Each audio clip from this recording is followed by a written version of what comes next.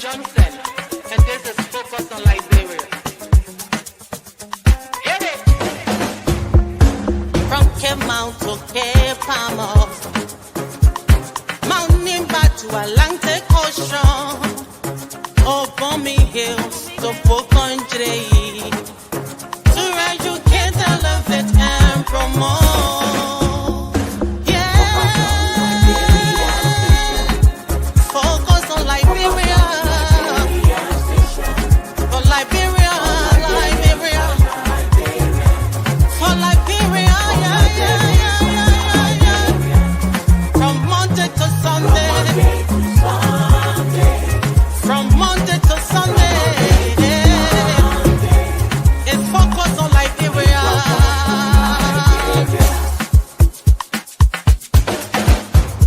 Talk about home affairs, in diaspora, current affairs, reliable information, history, talking about culture, politics, education, entertainment, business, sports, advertisement, articulation. Focus on Liberia. Focus on Liberia. Focus on Liberia. From Monday to Sunday. At Focus on Liberia, we discuss everything Liberia, from education to politics, arts and culture, entertainment, agriculture, history, religion, family, and technology. Focus on Liberia uncovers and showcases the best of Liberia and shows the world the truth about Liberia. We educate, elevate, and promote all things Liberia.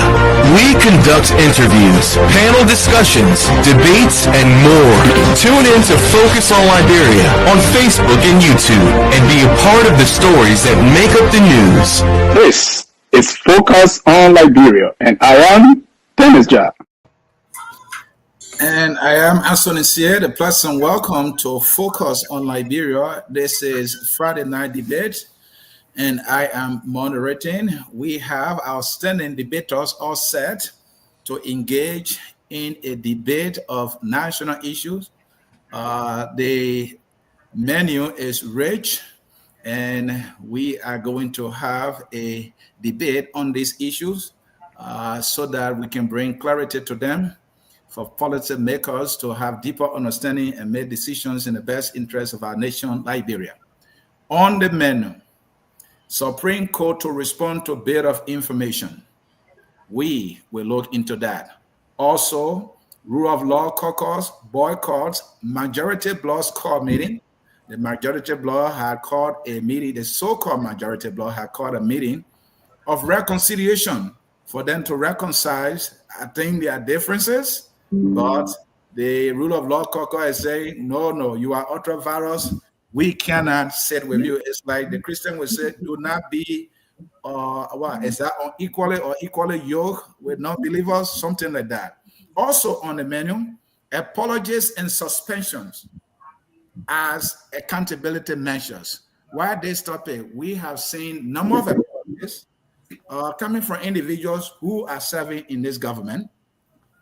And we also seen a lot of suspensions.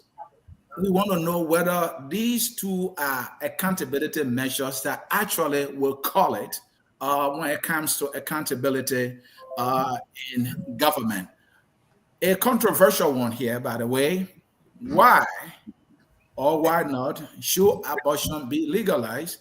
We understand that it's a new health bill, and that bill is also saying, well, I think we have to legalize abortion. There are some exceptions there.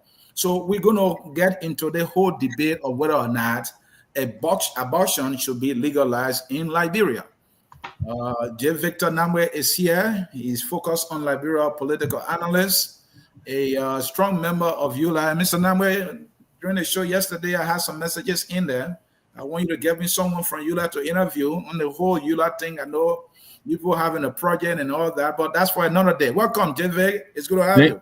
Thank you very much. It's good to be here. I believe some people come on pretty soon. We're waiting for that press release that we're putting together. That is out now. So I believe in a very short order, the guys will begin to make the airwaves. So yeah, you will get people to come on soon enough. Thank you so very much. Also here for the debate is Dr. Jones O'Malley Sr. Dad, welcome to Friday Night Debate. How you doing, sir? Well, by His grace, I'm doing great, and my greeting to the rest of the panelists. Thank you. It's good to have you. Pastor Estes Salif is well seated. He is focused on Liberia's sustainable development coach. Welcome, man of God. How you doing? Wonderful, Mr. C. It's a wonderful thing to be here again tonight with these wonderful co-panelists, and we want to say welcome to all our viewers, listeners from wherever you are in social media land. Welcome to the debate tonight. Let us keep an open mind and as we follow through tonight. And the only lady in the room, you know, she gets some law in her blood. You know, the law thing is rubbing on her shoulder. You know, Glendy is in the house. Glendy, it's good to have you. How you doing? Welcome to Friday Night Debate. I'm good. Hello, everybody. It's good to be here. Dr. Clarence Pearson is a new progressive commentator. He says it as he sees it, and he's here. He's also an author, a humanitarian philanthropist. He's an educator as well. Our new progressive commentator, is good to have you. Welcome to Friday Night Debate. Mr. Anthony Sear, it's a pleasure to be on the platform tonight. I'm honored to be here with Glendy, one of the women of our times, and all my fellow esteemed panelists and all of our viewers and listeners out there. I'm looking forward to a great debate, Anthony. I'm looking forward to it. Thank you. All right. And so, folks in cyberspace and those who will be listening to us in Radio Land, we want to welcome you to Focus on Liberia. This is Friday night debate. Let us also welcome the young brain in the house who just joining in from the great state of Minnesota. He and I, as well as Glendy, shared this powerful state of Minnesota, the state that has been experiencing budget surplus for over 5 years. We are happy to be, residents of Minnesota. Oh, he dropped off, but he will be joining us. That's F.A. Morris there. Let's get to the issue. Let me remind our audience to help us. Play your part, share the show with somebody in your contacts. We have to debate these issues. Let's get to our first issue here. I see him coming back here. Okay. F.A. Morris, welcome. It's good to have you on mute there. All right. Thank you. Sorry, I had an issue on my mic. Hello to you. Hello to everybody else. Thank you for having me. All right. So we have been expecting the Supreme Court to interpret its opinion based on Funanti Kofa's bit of information file. I and many others believe that the ruling that came down from the Supreme Court at the time was ambiguous. And so Funanti, seeking clarity on this, has filed a bit of information that have been before the bench for quite a long now. Our understanding is that today was the day they had to hear from both sides, and then subsequently they will give that interpretation based on Franti's, I don't know, should I call it, a bit of information. Let's start with you, Dr. Pearson. Have you heard anything? What was achieved to date in this process? Well, Anthony, thank you. I think we're still in what some of us refer to as the incubation stage of this whole information, a bit of information where the guys are still will be making some counter argument against the points that were raised in a bit of information. I think Speaker Kofa and the rule of law guys who are supporting the Constitution and an illegal removal, Speaker Kofa, are trying to get a clarification from the Supreme Court as to whether the interpretation provided by the Justice Minister is in line with what the Supreme Court opinion was. The last time I heard, one of my friends told me that I think they dropped that a particular line about the justice minister's opinion, interpretation. Rather, they just stuck with the issue about whether the guy's action in suspending their peers or trying to remove the speaker and other actions that they are taking, including hijacking the budget, if those things constitute a breach of the Supreme Court opinion as was earlier provided. So I think what they did today was just to hear both sides make their argument, and in the week to come, probably weeks to come, we probably might be hearing them, the Supreme Court, come up with what their interpretation will be of the situation. However, I use the word interpretation because they will not be making anything new. I think they will not make any new opinion outside what they already made. They're just going to be giving some clarification as to whether the guy's actions are right or wrong outside of their opinion. So our debate question now is, will whatever interpretation that will be given based on Franti's bit of information serve as a resolution? Will it put an end to this fracas, this fight for speakership, and with both parties, when the Supreme Court speaks with clarity this time, respect that, and this issue will it be resolved? What you think is going to happen? And Glenda, you're going to get us started here. Your father, the lawyer. Was that for me? I thought. Yes. I think get us started. You know, whatever the interpretation or the clarity of the Supreme Court, or interpretation of that ruling going to be, will both sides respect that, and would that constitute a resolution to this conflict? So hello everybody. I don't think that's gonna resolve the issue. I think we've clearly seen that the majority and the minority Black currently, they're not working together. So I doubt if any rule from the Supreme Court will be honored by the majority Black, and that's my opinion. But I also don't think that the Supreme Court will rule against what they've already interjected. They've already, unless they're somehow will fall against what they've already said. But you've had a justice who have already interpreted some of the things that they're going to say. So I don't think they're going to give a ruling that's going to be contrary of what that justice opinion was and what he said as to why they did not attend the State of the Union. But also, I doubt if anything will bring unity from the two groups. I don't think so. Unless you have other branches, and maybe the executive branch will probably compel the people to respect the law. Other than that, I don't see them agreeing easily. Thank you. Jake Victor, same question. Yeah, I have to. First of all, let me welcome my sister. She's been hiding from me for quite a while now.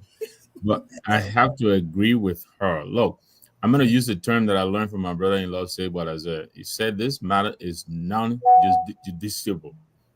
I can't even say it. But it is a matter that cannot be decided by the courts. The Supreme Court can affirm what the law is. But as to how this matter is resolved, really is political. And I agree with her. The executive has a major role to play in this. They have to begin to understand that it is to their detriment to continue to sponsor an act that in itself is illegal. That is a breakdown of their own authority as executive.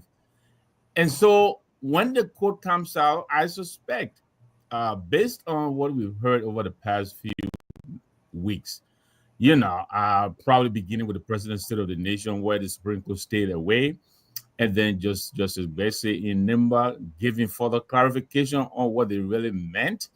And now in the past couple of days, the soon-to-retire Justice herself expressing remorse over, the lack of clarity on the December 6th decision.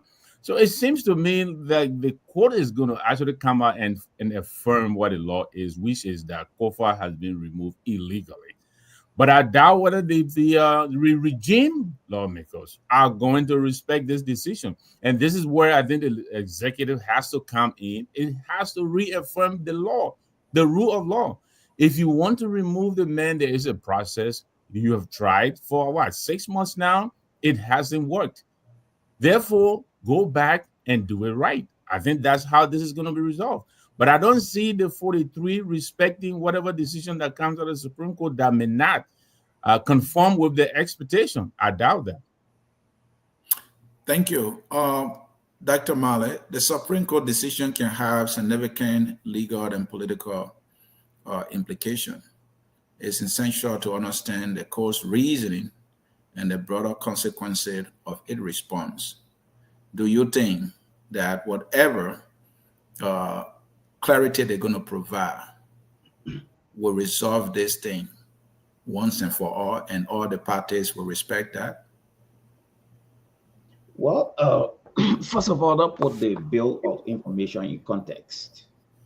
Based on the characterization of what we call the Bill of Information, is a formal written accusation filed by a prosecutor in court accusing one or more people of committing one or more crimes. So this begs the question, is the case going back for real litigation? And if the answer is in the affirmative, then there's a three issue right here. One, the Supreme Court judicial independence is currently questionable. Two, there is a credibility problem hanging over the Supreme Court legacy based on the Chief Justice utterances yesterday. So the answer is no. But if I were probably one of the legal advisor to the House of Representatives or to the Supreme Court, I would have advised them not to go this way, because it's like this even going to cause more problem. We don't know whether the issue is subject to review or is subject to re-litigation, because there's a problem already. So I would have advised the Supreme Court to just forget about this case and let it be declared as internal matter to be settled by themselves. Thank you. Pastor Salif, the previous debaters are declining or are saying that they don't see how this can be resolved judicially or legally. So if you are in agreement, what will be the solution? How can this be resolved? Because we need a resolution. This is not sustainable at all. It's costing us so much. You are muted. Sorry, that's a great concern, Mr. C. Like I said before, my assessment of the whole situation is not popular to Liberian people. People want to get behind what is popular. And what is popular is, oh, yeah, we got to stand in this fight. Kofonati is doing the right thing. It doesn't matter how many times the Supreme Court rules on this thing. Both sides are not willing to acquiesce to any ruling of the Supreme Court. Both sides, not just one side. So there's no end in sight. The Supreme Court does not have the power to insist on what the House does because of the separation of powers. They can come up with their interpretation, they can come up with their ruling. The House will decide whether to adhere to or not. And both sides, like I said before, they're not willing. I don't see any willingness on both sides to acquiesce to these decisions. And so the only people that can solve this problem is within the House itself. And they're not even willing to sit and listen to each other. It's like night and day. They're not willing to even cross paths. So where do we go from here? You see, the laws are good. We all should follow the law. And I stand firmly behind the law. We should support the law. But the law is given so that we do things properly for the safety of the state, for the benefit of the country. That's why the law is there. So yes, what the majority Black did, I have said it, and I will always say it, it was wrong. they overstepped. They did not have all the votes. How they tried to remove Speaker Kofa was 100% wrong. I condemn it in all uncertain terms. However, where we are now, both parties are not willing. So what do we do? Do we just continue the country like this? And the next year, or maybe until this administration 6 years is over? Because where we see, I saw even the Ghanaian speaker has also tried to intervene. ECOWAS tried to intervene. Supreme Court tried to intervene. Yeah, just to provide information, hold on that, Pastor Salih. Patrick Kennedy is saying, breaking news, the majority bloc agrees to lift the suspensions on members of the minority bloc and is willing to work together to resolve the long-awaited saga at the lower house at the Capitol building. This agreement took place today in consultation with the Speaker of the Ghanaian Parliament. And be aware, too, that the very so-called majority bloc had called the minority to a reconciliation or reconciliatory meeting. And they refused. And they rejected that. Go ahead. Yes, they rejected that. So that's what I'm saying. Thanks to the intervention of the Ghanaian speaker, anybody who wants to help, it is welcome at this time. But the question is, how are they going to resolve this thing? Because there are two pertinent issues here. Is Richard Kuhn going to say, okay, I'm not going to be speaker anymore, Kofa continue? Or is Kofa going to say, well, for the sake of my country, I'm going to step aside and let's have the peace? Because that's where the problem is. Is Richard Kuhn willing to concede, or is Speaker Kofa willing to concede? So how are they going to handle this discussion? So let us wait and see how these things play out, how this thing play out. But honestly, I don't see that end in sight very soon. Thank you. Yeah. Mr. Evan Morris. All right. Thank you, Mr. Sear. Look, I think what the Supreme Court did was to use a Latin phrase that is unfamiliar with like 95% of the Liberian people. To say something is ultra virus. I think for us lay people, we know the word ultra means something that is far beyond the norm, far beyond the standard. So it was telling these people you went far beyond your authority. So start to strip this man of his, his car, his benefits. That's way beyond, the authority given to you in the Constitution. And we who are reasonably, smart people, we understood that that's what it meant. And then you have a member of the executive that came out and completely flipped the interpretation of that rule. So now the executive became a co-conspirator with these, majority Black members to try to thwart what the Supreme Court was trying to rule on.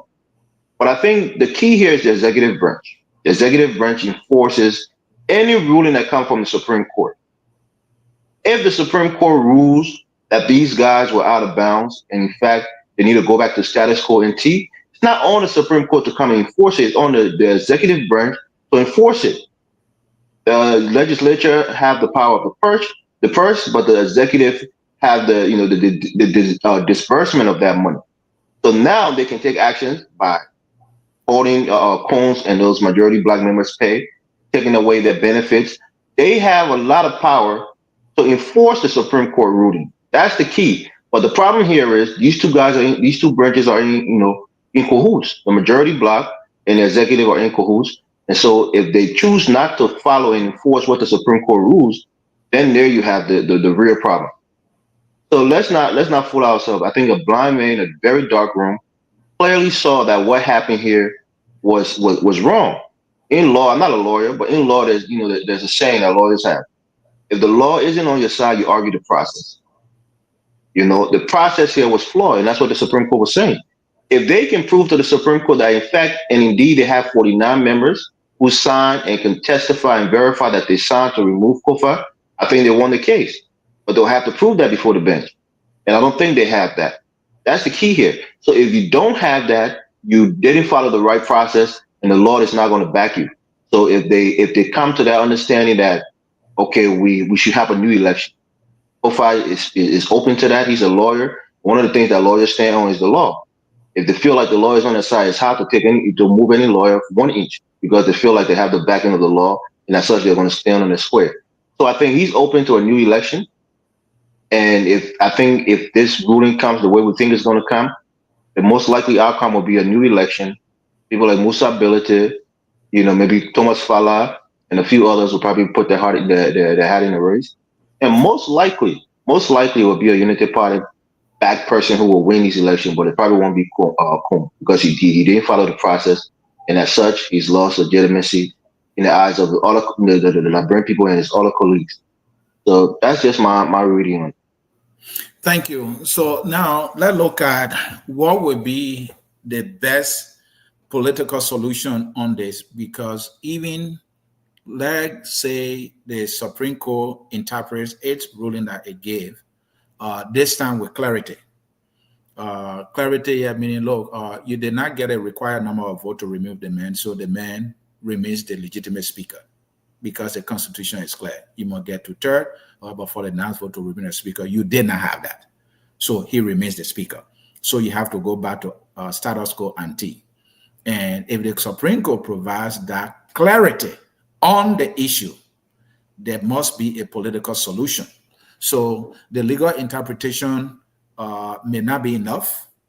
The constitutional interpretation may not be enough. This is a political problem. It must be resolved politically. My final question to all of you is, what would be the best political resolution or solution to this problem, so we can put this nightmare behind us for these people to get back to the Liberian people business? They're enjoying this thing because they're not used to doing the people's business.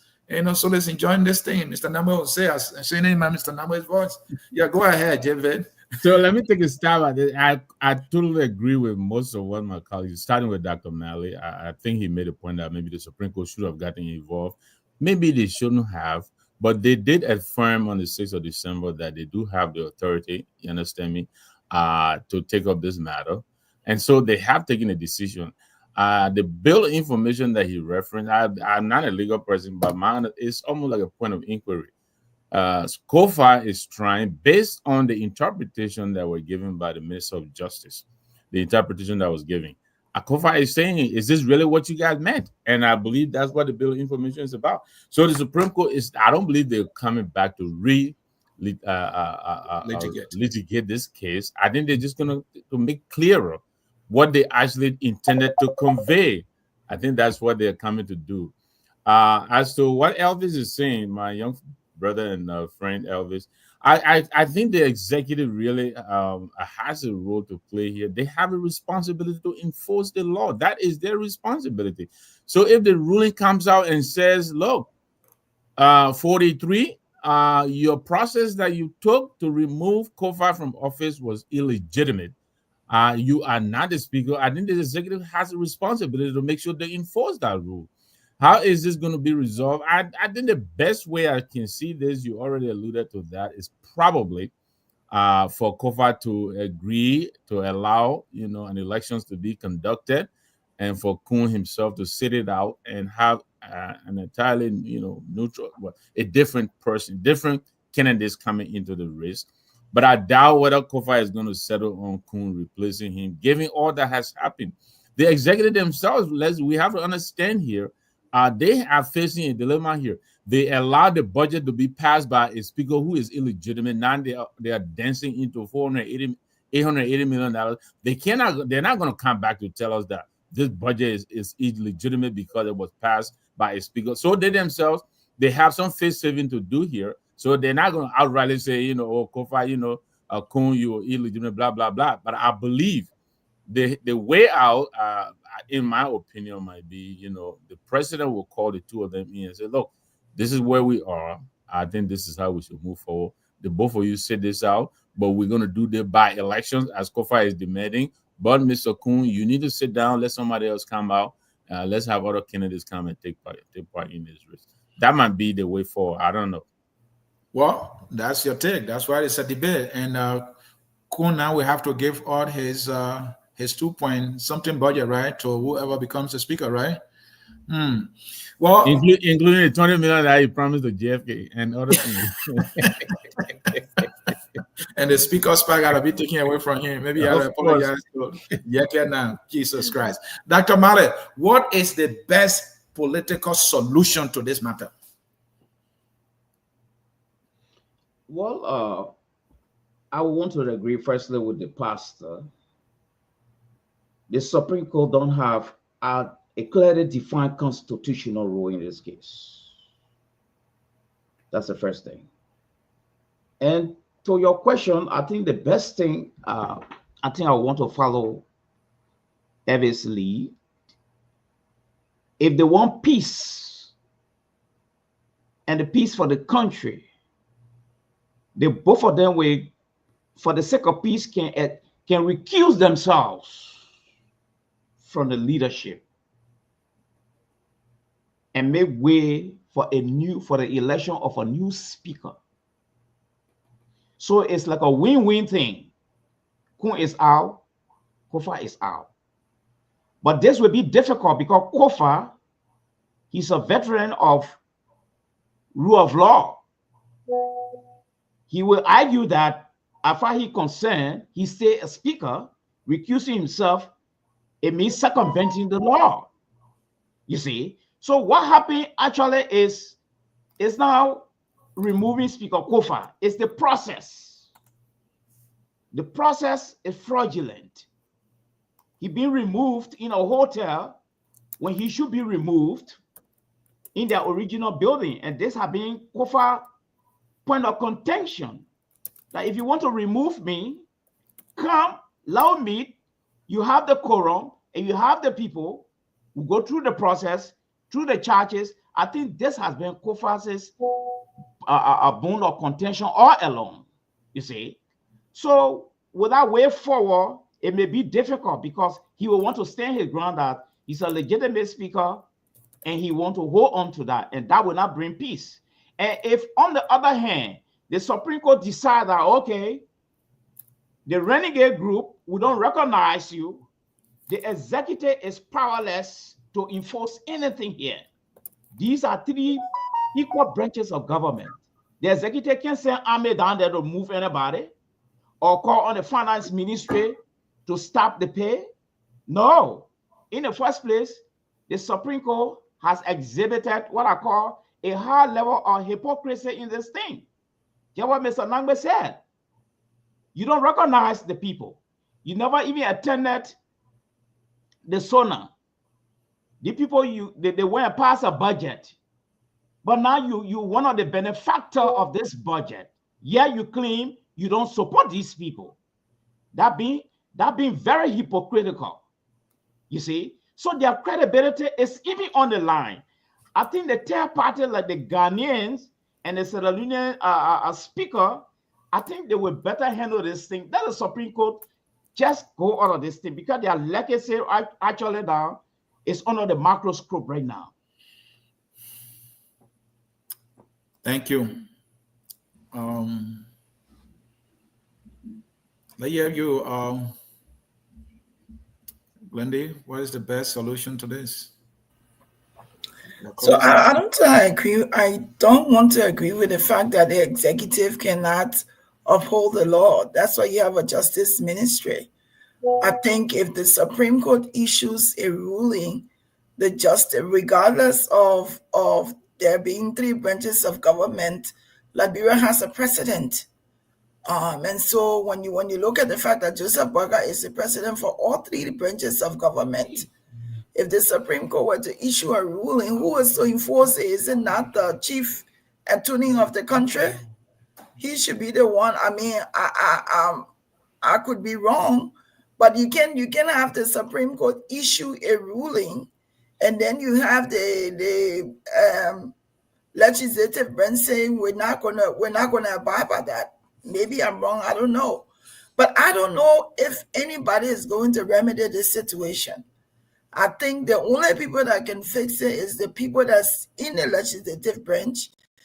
I don't see Kun even refusing to remain as the speaker. That's the only resolution is if Kun will step down from that speakership that he's in, and then they go and elect somebody that will work with both groups. That's the only way is bring somebody neutral. Other than that, the minority bloc will not accept Kun. And the majority bloc will insist. I also don't think that Kofa is still interested in being speaker. I think Kofa understands what has happened. that the people don't want him. And I think for him, it was a matter of principles. So he may hang on to the seat or hang on to this story because in the end, he may not want to see Kun there being legitimized. But I don't think Kofa, with all that has happened, I don't think Kofa is still interested in the speakership. And I think the only people that can fix it is two groups come together, look at the situation, find somebody who's neutral that can balance it out on both sides, and let that person be, and let an elections happen, let that person go through. But the minority will not work with Kun, and Kun will not just relinquish power easily. The power is sweet. The man has broken down his homes. He's making contributions different areas. He's not going to leave him and say, "You give me money, General, I'm leaving it."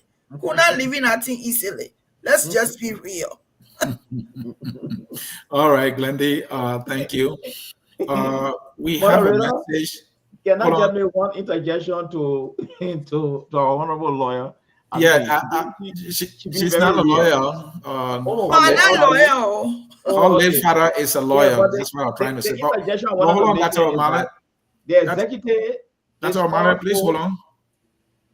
Please hold on. There's a gentleman by the name Peter C. Dakball Jr. He is AKA is Excellent Tutoring Institute. He sends a message here. Say, "Hi, Focus on Liberia. I'm Peter C. Dakball Jr. studying MSc in statistics here at the University of Philippines, Los Banos, on the World Bank HISWA project for Legalized.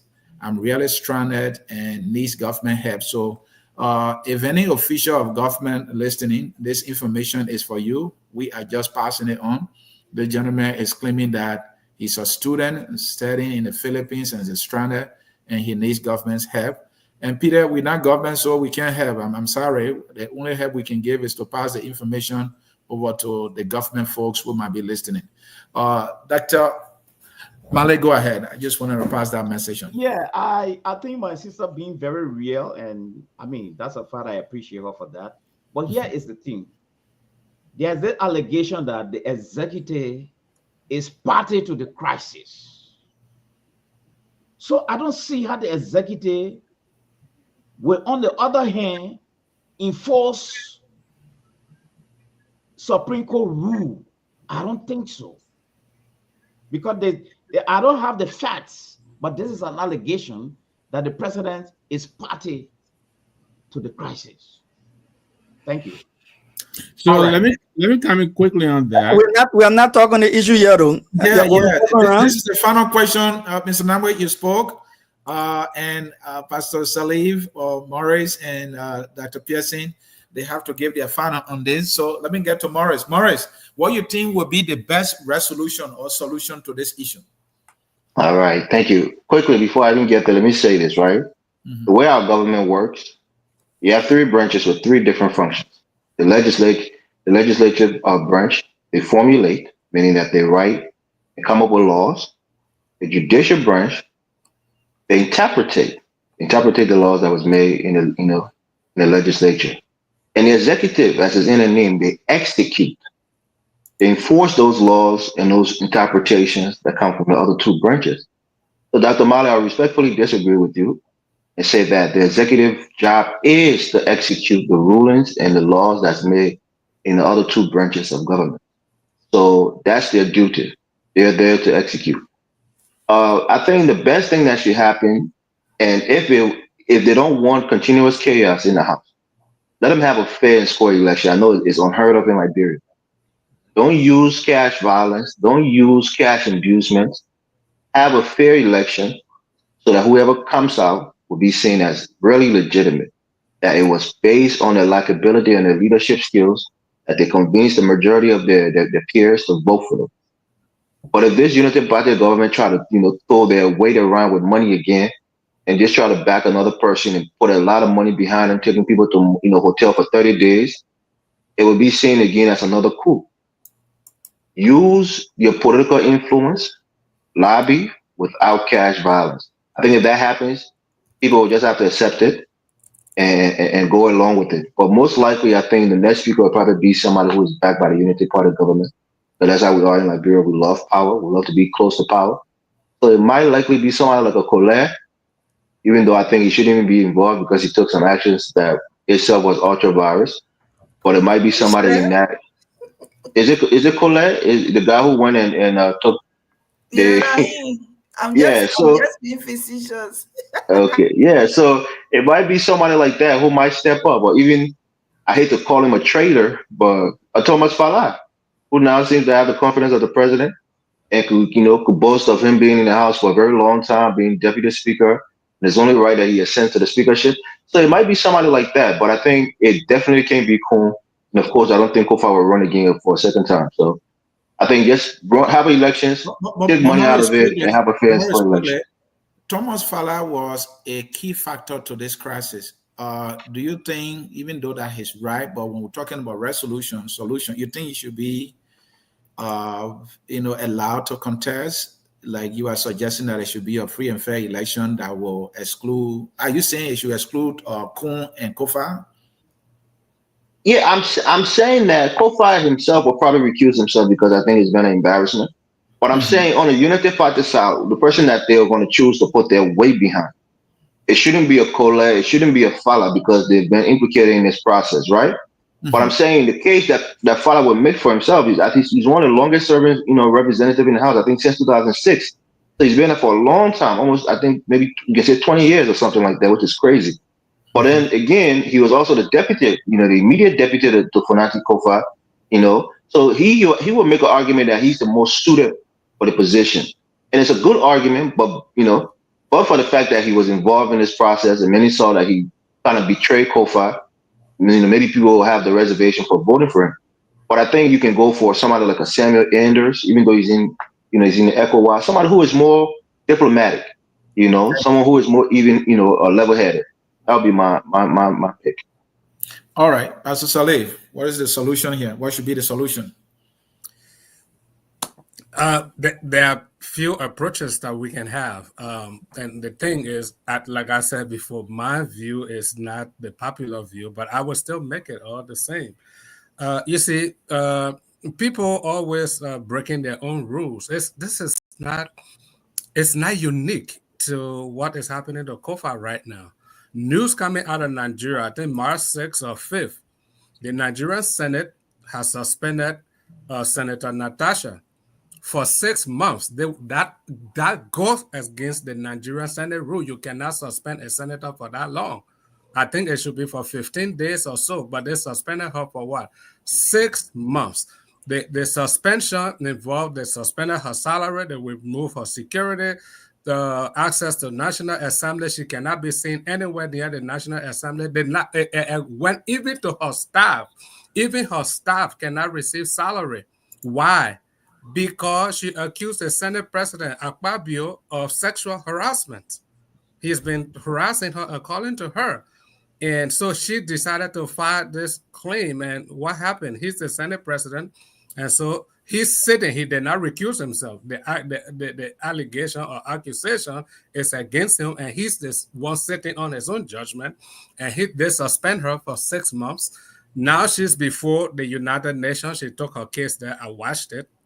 And the Senate President, Godswill Akpabio, is now saying the only way he can reverse that suspension unless she apologizes. Before the United Nations, she said she will not apologize.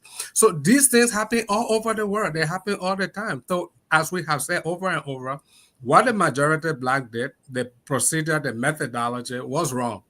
But as a statesman, and I will still come back to myself, if I were in Fonati Kofa's shoes, and that's why everybody gets angry at me, I will step aside for the sake of my country. I will step aside. I said, this is not right. The law is on my side, but I will step aside. When you're driving on the road, you see the other driver has the yield sign. So he's supposed to yield to let you go through. You're not going to sit there and say, the law is on my side. I got it right away. So you see it's somebody coming to you and he's not stopping. You say, no, I got it right away. I will stay there so that I can die. The late Archbishop Benson Idahosa used to put it this way. He said, first claim your life before you claim your right. Now we're looking at the country. This impasse has prolonged for so long. and we don't know when it's going to end. So one way to do it, Fanatic Kofa is not being thrown out of the legislature. He still remains a representative. He can decide, I will sacrifice myself for my country so that this disgrace will abate. And then while I'm still there, I will now work out some rules so that this thing does not happen to another person. He can even go back again and still do other things. That's one way to look at it. Another way to look at it, both Kun and Kofa can say, you know what, we'll put country above self. So both of us, let's step aside and let's have fresh election for a new person. And both of them can still partake if they want to be elected. Both of them, let's go back and redo this thing. It's a second way to approach it. Are they going to do it? We don't know that for sure. But I think what is happening is both sides are being selfish. They're not looking at the bigger picture. The bigger picture is Liberia. And like Dr. O'Malley said, the Supreme Court was being hypocritical. You can't say, oh, I can't eat dog, but I will drink the soup. You know, don't give me the meat. Just put on the soup on my rice, but don't give me the meat. That's what they did. If you don't recognize these people for which you say you're not attending SONA, which you did, but then the budget they pass, you're collecting the money from it. You should have rejected that. You see, Ellen, I'm not a fan of Ellen Johnson, but 1985, after the elections, when she felt the election was deemed fraudulent, she won her senatorial seat. She did not take the seat because she said the election is fraud. So I cannot say the election is fraud, but then I'm taking my seat. That's being hypocritical. It's the same thing that happened in America. You know, everybody say, oh, 2020 election was fraud, but all the representatives that got elected in the same election, the senator, they all took their seats. But then you say the election is fraud. That's being hypocritical. So the Supreme Court should have rejected their own budget. They should have rejected anything and say, we don't recognize it, but you can't take it. Then you say, oh, no, we can. You know, it's all hypocritical. Nobody wants to put the country first. So the best way, both sides should put the country first. The interest of the country is better than any one individual. Thank you. Our new progressive commentator, you got the final word on this one. You know, let me just say this. I disagree with everything Pastor Salif just said. I think that's why I get Liberia to where it is after 177 years after our independence. We have people coming to the country, loot it, exploit it, gang rape it, and then they walk away when we say, let bygone be bygone, for peace sake, let us move on. That should never happen. It should never, ever happen in Liberia. People should face the full weight of the law when they deviate from the standards and the laws that we all agree upon and pass. And if people violate the law, they should be stripped of every power that they enjoy. And like any common Liberians in Liberia right now, they say they in the alleys. Today, we got people, the government of Liberia breaking people's homes down because more allegiance say they built in the alleys. Even today, they were still breaking homes down. They say people making market along the roadside, they should be clean. People shouldn't make market there. They said that rule. So they're picking up people market, they're throwing it in, pick up, but they're carrying and giving the people no remedy to the market after the fact. They say motorcycle have restriction, they get policy by war month. You can't come in Central Monrovia, the train carry the bag, they have impounded over 2,000 plus bags. So what makes us think that the common people must obey the law, and then those who made themselves millionaire overnight by looting the country can violate the law and even get paid for violating the law, and it's okay? It is not okay. Never will be okay. Now, let me say this. One of my professors in UL said this. He said, don't look at where you fell down, but look at the stone on which you stumped your toe. And he even turned into a music. The problem with the legislature right now is President Joseph Yoman Boycott. President Joseph Yoman Boycott is the problem with the legislature right now. He handpicked Kun from the very beginning. He attempted to override the legislature with bribery on several occasions to get Kun to be a regime speaker. He didn't succeed.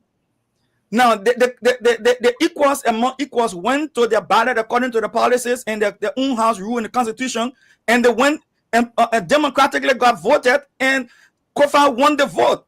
That is the fair fact. So if you want to remove Kofa, you go back to the same process. And if you cannot get the process to be done, obviously, you go back to status quo ante, and that's what the Supreme Court rule. Now, let me say this, CA. This is a solution to the problem. This is a solution to the problem. If President Boycott is serious to run Liberia as the head of government in Liberia, He will not give the running gate lawmakers the budget of the Republic of Liberia. He will not give them the security forces to secure them from the minority black who has the legitimate speaker on their side. He will not give the lesson plate REP 1 to Richard Kuhn.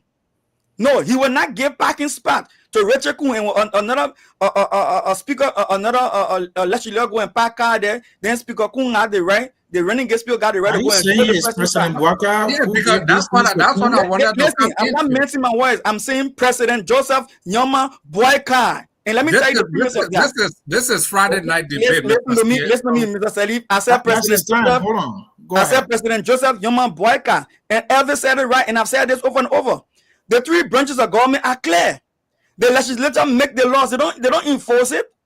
If you have issues with the law, you go to the Supreme Court. If you have issues with the Constitution, the Supreme Court only provides you the interpretation of what the law says. They don't enforce it. It is the executive that enforces the law. So if President Bloc decides that no member of his cabinet will go before the majority black, no cabinet member will go there.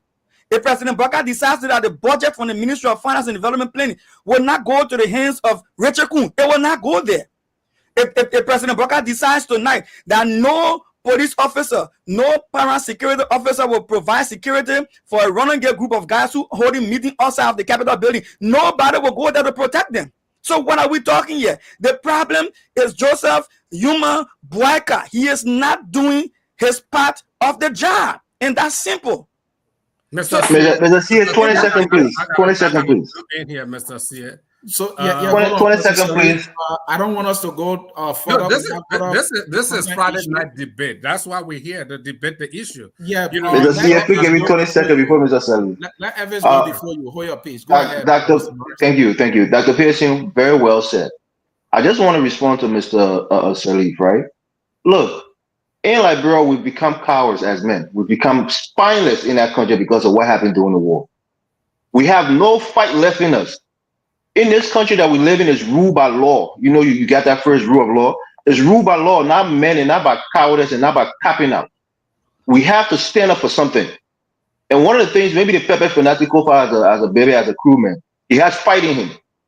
And one thing we know about the crew people, they can fight. They will stand up and fight. They're not cowards. So if you want him to tuck his tail between his legs and go sit on someplace because of that bygone God will fight my fight, no way. You have to stand up, and this is why we get angry with it, because we're men on this platform, and we're not going to take it laying down. We're going to stand up and fight, and that's what Fanatico Fight is doing. That's what we admire by him. I just want to say that. That's great. That's well said, Elvis. You see, nobody is asking Kofa to tuck his tail between his legs. That's your interpretation to my words. Nobody. I'm saying he should fight. He has stayed in the fight. What I'm saying is, how long do I fight to see my country go down the path is go? Right now, we are like a pariah in the world. Where we are now, is this a state where Liberia should be in? Is this what we should be doing as a country? And you really believe this is because of Kofa? Kofa is I know, and why are you holding Kofa as the yardstick when you want other people participating? When I want to talk, you tell me to wait for other people to speak. Now you won't do the same for me. Okay? Nobody is asking what I am saying. I'm looking at the bigger picture. Nope, I'm on Kofa's side. He has the right to fight. The question is, at the detriment of who? Because what I'm looking at now, Kofa is not fighting for Liberia. Kofa is fighting for himself. Because if I'm fighting for my country, and my country is being dragged in the mud internationally, and I say, point made. Okay. Thank you. You need 30 seconds? Yeah, but you don't want me to finish the statement. No, you're saying the same thing over and over. I'm not saying the same. I've never learned that. You made your point, Pastor I've never made a point. You did. We heard you. You made your point. My statement is not popular, so you guys don't want to hear it. So no one said you told me the one who said your statement is not popular. No one said that. I waited Elvis finish. Once I've started, everybody go ahead. We give you because it's not popular, and I'm not going to jump on the popular bandwagon. All I'm saying, let's look at the bigger picture. I stand with Kofa. This cannot happen. You can become the sacrificial lamb and still fight to create a change. I'm not leaving the legislature. I will still fight to correct these things that led to this so that it doesn't happen again. We don't know when this is going to end. So should we continue until? And then now we're blaming President Bwaka of issue with parking lot. of issuing license plate. This is the lowest of the low we can go. I'm not a fan of President Boycotts, but to come here to say whatever's happening in the House is President Boycotts, who has it is a debate. I think your point is made. The point you're making is the point you made earlier. So, Mr. Namwe, your 30 seconds. We have to get to the other issue, please. Yeah, thank you, Mr. Sear. Look, ST, he and I, we intersect, in many organizations. I like him and I like his analysis, but he's really dead wrong on this issue. When the president of the Republic of Liberia withdraws the security of the legitimately elected speaker and assign it to an illegitimate speaker, you don't think he is the one who is perpetuating this? You don't think so? How is this Kofi's fault? I don't get it. And as to Kofi saying, seeing big picture, I agree with Elvis. When you say that, you're telling Kofi to tuck his tail between his leg and raw. That's what you're saying. He has done it. He should quit and move on. If we all are talking about preserving the country, I think the president has a bigger stake in this, and the responsibility really rests on him. I agree with Dr. Pearson. It is the president, the executive, that is perpetuating this thing. It is the executive that misinterpreted the whole Supreme Court ruling and all of this. That's why the budget was sent to the regime people.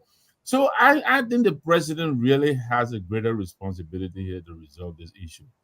Thank you, Mr. Namwe. Glennie, I think Mr. Namwe spoke your mind. Should we move to the next issue? No.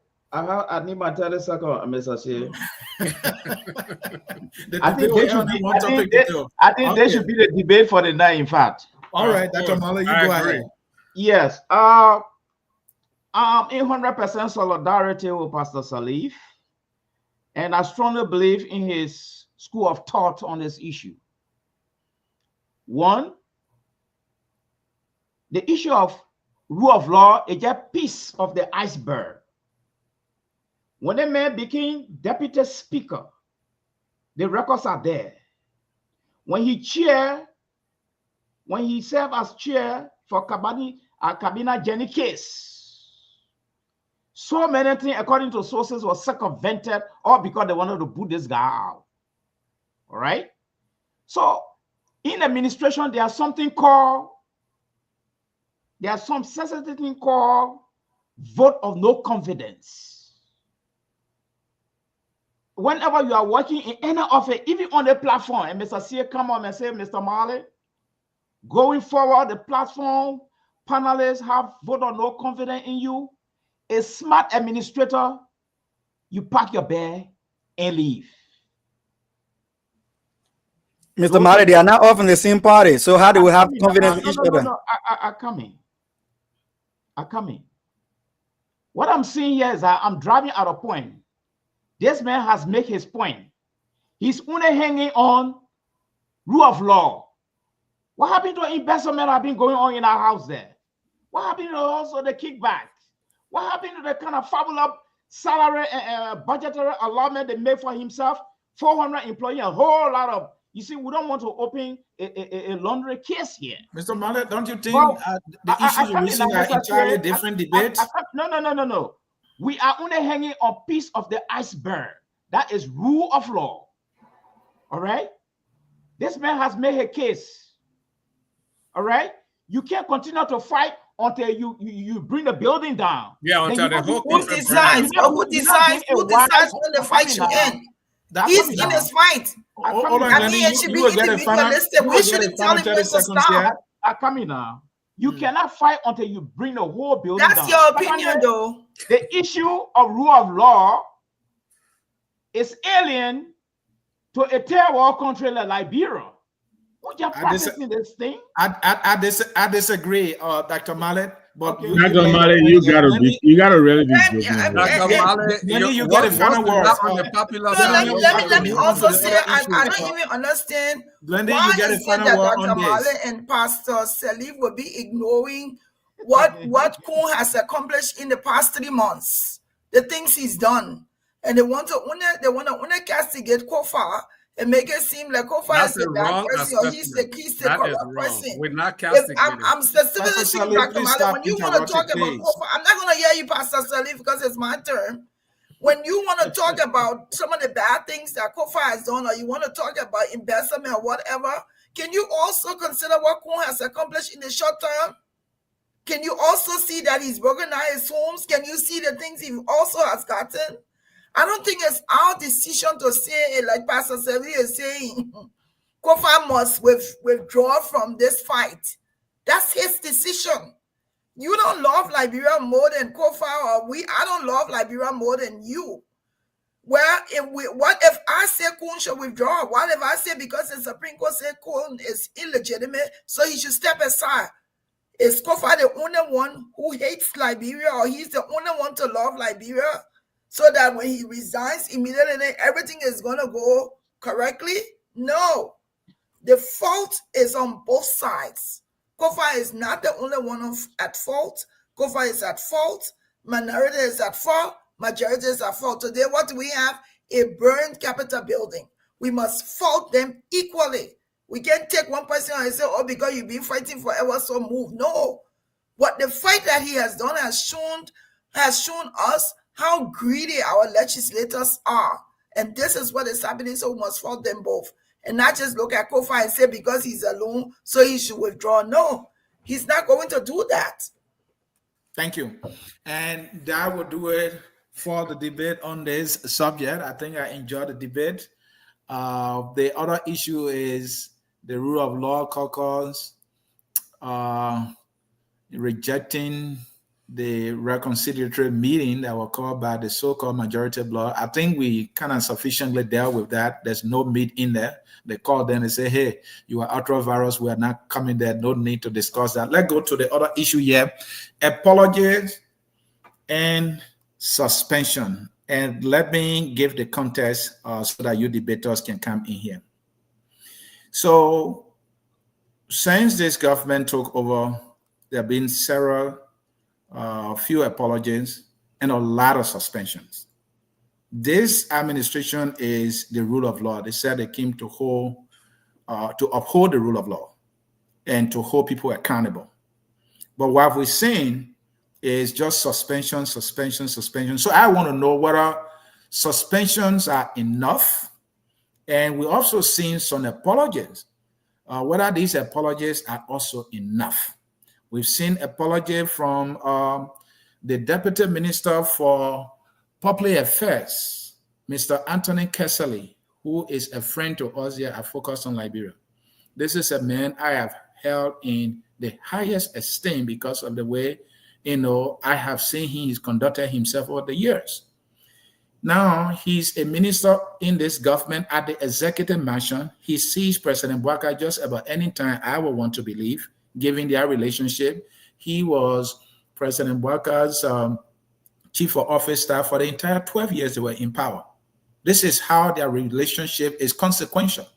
This man is on social media causing man curse. I mean, vile insults coming from Mr. Kessley. All because someone is attacking him and attacking his government and also attacking President Boycotts, who he having to have a relationship with. He threw everything away. And he has insulted people's parents in a vile way because of that. And what is he doing? He is apologizing. I appreciate the gentleman who filed a case against him with the LACC for testing the law. And he was made to apologize. He is apologizing now because he was made to do so. I also want to give him some commendation for apologizing and writing openly to do that. I will give that to him. But that did not take away the fact that what he did is unacceptable. So he has apologized, and the suspension he's talking about, the LACC recommending suspension, he said, okay, the president is yet to act. This man is almost an embodiment of the president. And now an apology is enough for a government that is talking about accountability. That's one. Another apology came from Mr. Giddens, who happened to be the Minister of Public Works. The $22 million the government has secured from where no one knows, the legislature had no knowledge. And by law, you cannot spend any money that the legislature has no idea about. When the thing came to the attention of the legislature, it went before the legislature, the man apologized, and our legislator considered the man for apologizing. Now suspensions. You have seen suspensions all over the place. Now we had Glasgow, who have been suspended, no investigation up to now, but she has been replaced. People were suspended at LTA. The investigation was a Boycotts investigation. Those people were replaced. The government went behind those people and trying to give them money. We're talking about the central bank. They suspended the governor there. The very government that said that the man was engaged in corruption, and so they suspended him. The government is paying the man. They reached a deal with him. You're talking suspension. President Bloc issued a suspension against 457 of his officials. Why? Because they didn't declare as a violation of one of our major pieces of law in the country. President Bloc just suspended. The next day, they all ran to LACC and they are back on the job. The question here is suspension and these useless apologies. Are these enough when it comes to accountability? Debaters, the stage is set. Pastor Salif, you go first.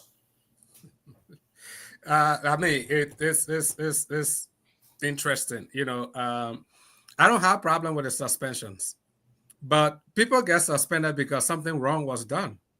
You don't just suspend people who are doing their job optimally. You don't suspend people who are very efficient, proficient on their job. So when you suspend somebody, it's because they did something wrong.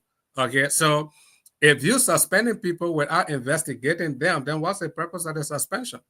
And if you suspended them and investigated them, what did the investigation turn out? And then what is the punitive measures? So you can't just suspend people and replace them with other people. If I'm suspending somebody, I should investigate them. And if they were actually wrong, if the law was not on their side, they were wrong, there should be punitive measure. If we investigate them and this was false, maybe it was a false flag, then reinstate them. But you can't just go suspend people and it is hanging and you replace them.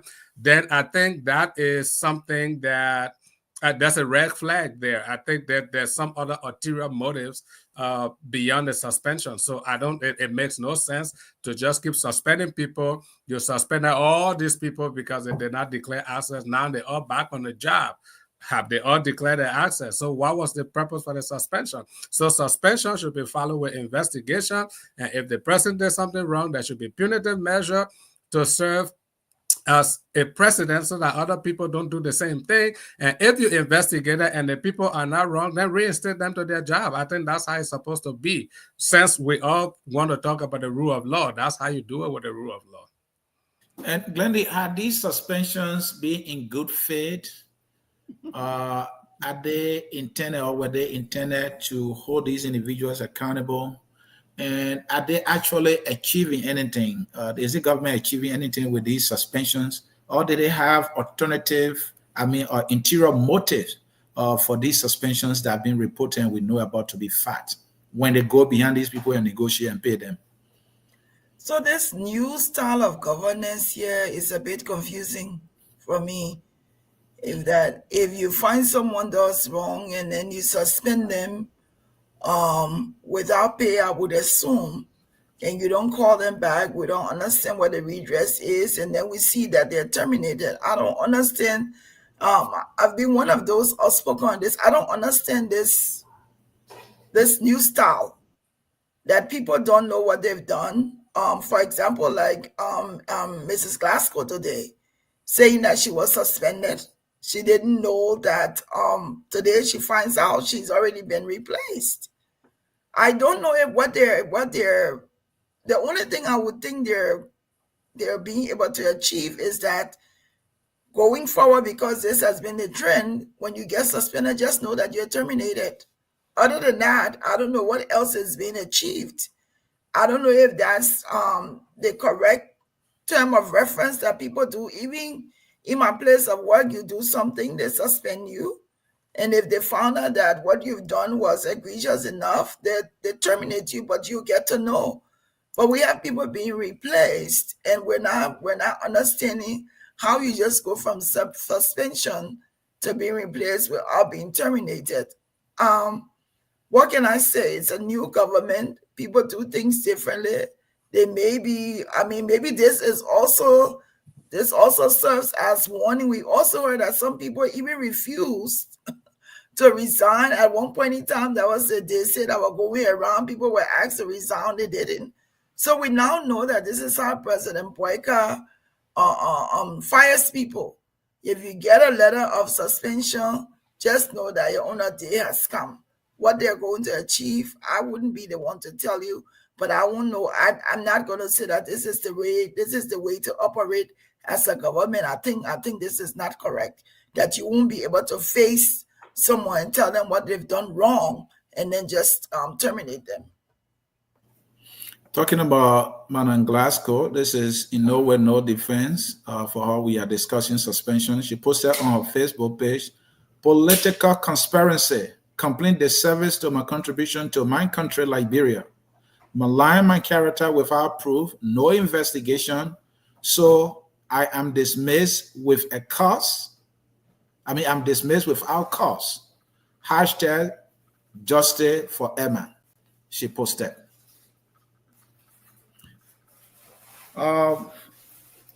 Dr. Pearson, we're discussing apologies and suspensions. Are these good measures and effective measures for accountability? We're talking about this is the accountability government, the rule of law government here.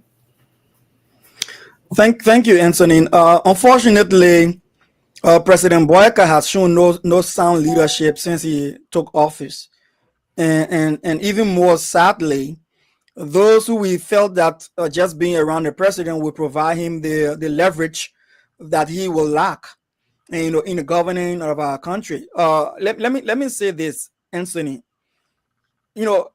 Running a country is a serious business. It's not something you do in passing, like, I just occupy the position and anyone can do what they want to do. For you to get the results that you get out of your ministers, you have to be on top of your game. And let me give you a couple of reasons why I think President Boycott is not on top of his game. The past two cabinet meetings he held this year, the first one he said, we will. He didn't have the opportunity to say we have done this and we're looking forward to achieve this much more. All right, based on our agenda. This second cabinet meeting, he was there saying, complaining himself to his cabinet members, and we got to find job for the young people, otherwise they will come to our homes and our houses. So instead of saying, these are the steps we need to take as a government to provide jobs to our youth. He didn't even say in any way that since our government took power, this is the number of jobs we've made available for our young people coming out of colleges or with some requisite skills and technical skills. Instead, he just did a crab baby. And then come to talk about the suspension, Anthony. Since President Boycott suspended 400 plus people when you're traveling out of the country to say, I suspend you, and then they came back and said, then you go look for the list of the people who the president suspended. You know what I mean? That was a big confusion. Even people on international missions had their names in the press that they were suspended and they didn't know what to do as far as the United Nations headquarters, right? Now, go back again, Mr. C, as a journalist, go back on the LACC website and you'll find out you have 385 people named still on there as non-compliant. And these are the very people that were suspended. So let's assume that President Boycott suspended him and they met the requirement. Don't you think the president should be strong enough to tell LACC, update that list immediately to reflect the people who comply with my mandate, so I can be able to see exactly who are in compliance, so that my words cannot be taken for granted? Oh no, but we're going on like business as usual, like he never took a decision before. So now it comes to say to you, Mr. C, I think it's saddening, and I think our country is gradually deteriorating, and the president needs to I don't know what he's going to do to wake up, but I think we're on the wrong course, and there's nothing else I can say to this, Mr. C. I think he will pay Edmund Glasgow like he paid the central bank governor. I think he will pay Edmund Glasgow like he paid the guys from LTA. And now the country is going to be paying two people for the same job, and we're crying and say we don't have money, and that's so sad. That's so sad, Mr. C. Bad leadership. Thank you, Dr. O'Malley. Well, I beg to really differ here. See, government is a structural institution. And according to Chapter 4, the executive, all power is invested in the president. And it's customary around the world. The issue of HR, model or operation, we cannot infuse it into political appointments, dismissal, suspension. These things are at the discretion of the president. That's why all the power is invested in him. So he decides who to suspend depending on the gravity of the issue, especially for the African president. Right here at home, we are hearing a lot of strange words, like retribution, going after our enemies. Are these things in the Constitution? No. They are part and parcel of this endless power the president possesses when they get to the executive mansion. So what is happening right now is not strange to me. It's not a strange phenomenon. It has happened to all presidents, it's customary. But Dr. Malik, why are you disagreeing with them? I'm disagreeing with the fact that the president is going the wrong direction. He is not going the wrong direction when it comes to this one. Because he's the president, and according to Article 50, all power is invested in him. He hires and dismisses. He appoints, and depending on the gravity of your circumstances, he can get. Are these suspension in good faith, and are these suspension achieving these accountability measures they should be intended to achieve in your judgment? Well, we've been hearing the word accountability since 1847. What your state president are using to execute accountability and transparency is yet to be investigated, Mr. Moderator. So I don't want to take his excellency. Are you commending the president that he is suspending people and that is achieving accountability against these individuals? Is that what I'm hearing? Well, suspension and dismissal constitute package of accountability as well as apology. So the question is, has accountability been achieved with these suspensions that the president has issued so far? That depends on the yardstick of the executive. I don't know what yardstick they're using. Wow. But yes. Dr. Male, these people did not declare their assets, so the president moved to suspend them. We have information that all of them are yet to declare the asset, meaning are yet to do what they needed to do that they did not do, for which they were suspended. And when you are suspended, everything's been taken away from you. There's no report whatsoever that the individual that remain non-compliant don't have access to their offices, to government vehicles, whether or not their salaries were withheld, no information whatsoever. Are you telling me accountability is being achieved with these suspensions, in the name of suspensions? Well, as I said, I'm not going to put myself into the lamb basket. I don't know the yardstick, but let retrogress a bit. When Helen Johnson Sirleaf came to power, she told us we're going to fight corruption. Did she sign any document with the Republic of Liberia? No. She said she was going to fight corruption. At some point, she took off that. She took off to enforce the laws of Liberia. Among those laws, we have the code of conduct that require all public officials to declare their assets and liabilities before they can take office. All of those officials, including the president, they were all in violation. So the president felt the need to suspend them, that until they do that, they will not come back to work. And it was just a pronouncement.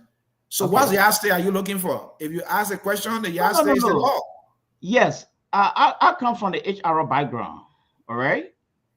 There should be a measurement. There should be a yardstick. And the president would be the best to really explain why he did something he did. And let the president is not a law, Dr. Mohammed. The president is using the laws. The laws are the one guiding the president's action. And I've just cited the law to you. Moderator, let us not also forget, this is a political institution, a structural political institution, all right? So the president can decide to circumvent anything.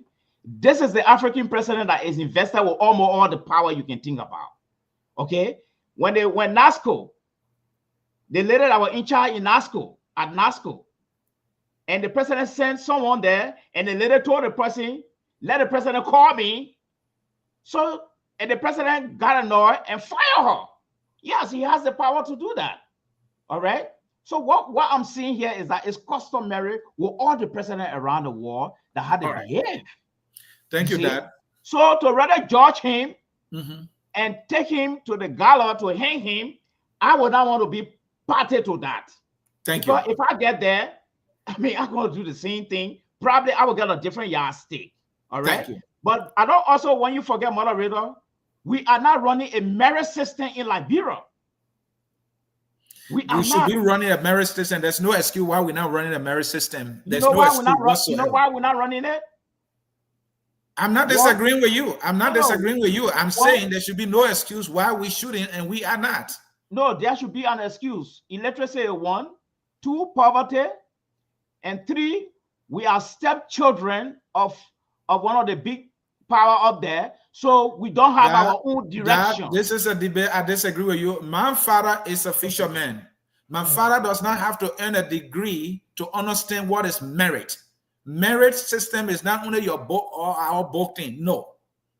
Merit is all about doing things the right way and getting rewarded for doing things the right way. It doesn't matter where. It can be in the family. It can be on the farm. I farm. So it's not about bulk units. So I disagree, but let me give Evan Morris the chance to disagree with you. I could tell from his head. All right. Thank you. Dr. Mali, I have to disagree with you respectfully, sir. Look, you can't ignore the elephant in the room. Tenure positions. Emma Glasgow is in a tenure position. Let's not forget that. David Lasana Brown was in a tenure position. The LTA people, the central bank governor. When you have stipulation, it means something that is agreed upon guidelines that tells the president that you can fire this person for so and so reason. And he's been trying to fire people without going through that guideline. And now he realized he can circumvent it by suspending them and then changing the lock to the house, so to speak. And you know very well, you're not coming back in our house once the man changed the lock. And that's what's going on. He suspended her and he put somebody else in her place. And she knows she's not going back there. She's already been replaced. So the key here is the tenure position that she enjoyed for a set term, which is, I think it was like 5 or 6 years. The thing that makes it so egregious is because she's done relatively well amongst other agencies. She built a new headquarters. That was an agency that was, dilapidated. It was dying. She came back and revitalized it. Everybody has been praising her. She's done a great job at that place, relatively for Liberia, And for this guy to bring somebody from the outside, we don't even know who this person is, who is probably going to suck the blood out of that agency, leave it on life support before this administration tenure is over, and then somebody else got to. Anyway, say that again. I said, how could you just come to that? No, I said probably. I use the word probably. Okay. So my point here is you gotta build on top of things. You can't just take somebody from there because you disagree with their politics. If somebody is doing a good enough job, like somebody talk about merit, she deserves to keep her job. The argument here is that she's being too bossy. She's in a Liberian sense, she's a bossy woman. She's talking to people the way she's not supposed to talk to them. They're her elders. She's supposed to show more respect. But in terms of competence, she's doing a good enough job. We can see it. So what's the purpose of firing her? Or you mean suspending her? It's because of, being too ballsy, as we'll put it. So for me, I think this one is most egregious because I think she's performed, and this president is using the same modus operandi to suspend her and effectively remove her. And we have to speak against it. I mean, there's no spine with anybody. These people can govern nice and protest and tell the president that he's consistently, habitually spitting in the face of the law and disregarding what the law says and overstepping his power and being ultra-virus, because the president don't have unlimited power. And I'm sorry to tell you that, Dr. Mali, he doesn't. There are certain stipulations in the laws that strip away and limit the president's power, and he has to follow certain guidelines in order to take certain action. And he's been circumventing those things. So for me, I think he's ultra virus, and he's going to, outside of bounds to fire people who he dislikes because of the politics.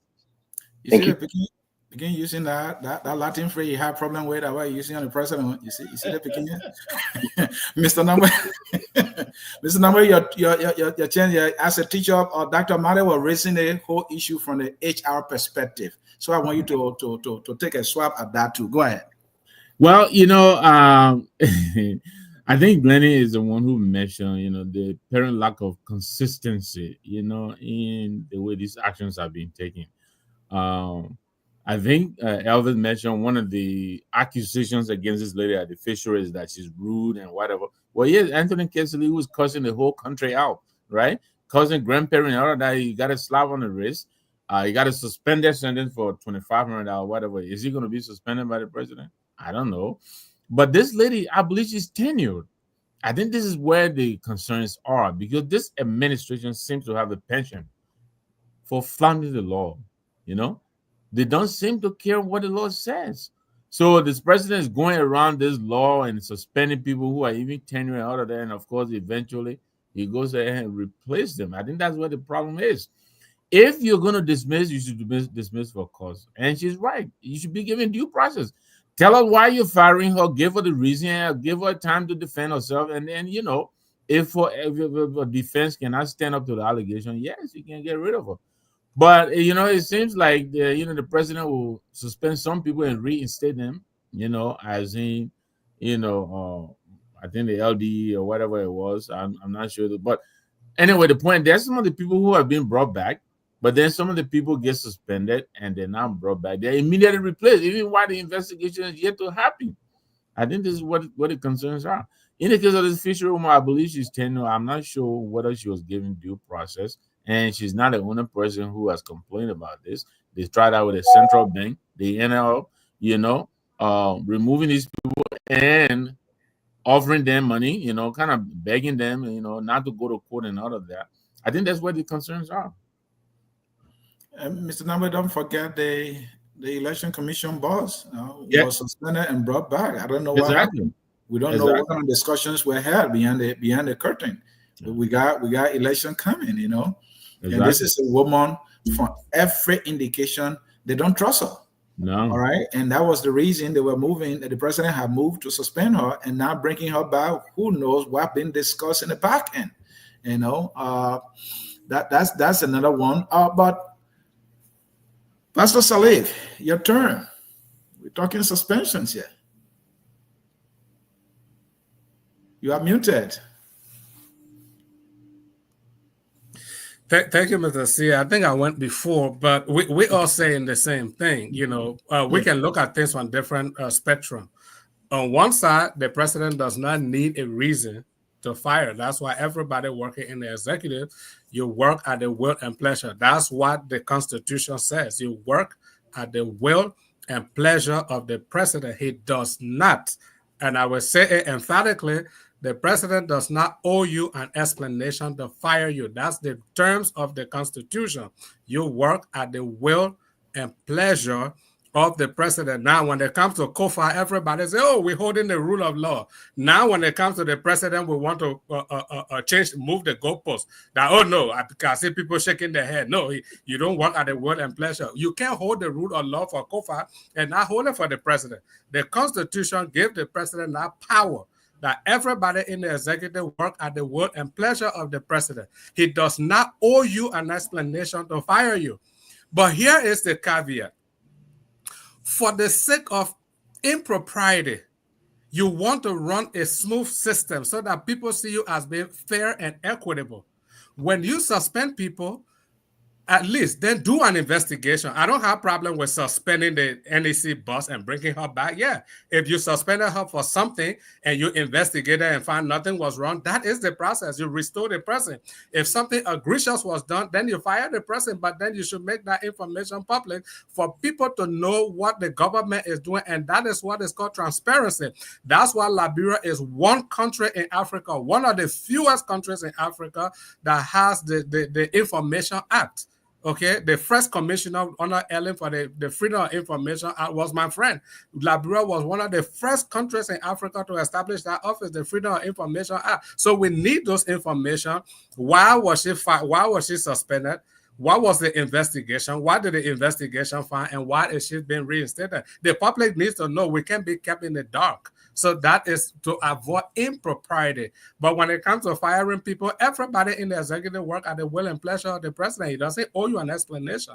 But again, you see, every law, there's a caveat. You have to understand that to avoid impropriety. I don't know why people are shaking their head. Show me that the Constitution does not say people in the executive work at the will and pleasure of the president. If I'm wrong, let me know that. Maybe the Constitution didn't say that. Everybody in the executive work at the will and pleasure of the president. He doesn't owe you explanation. He can fire you for whatever cost.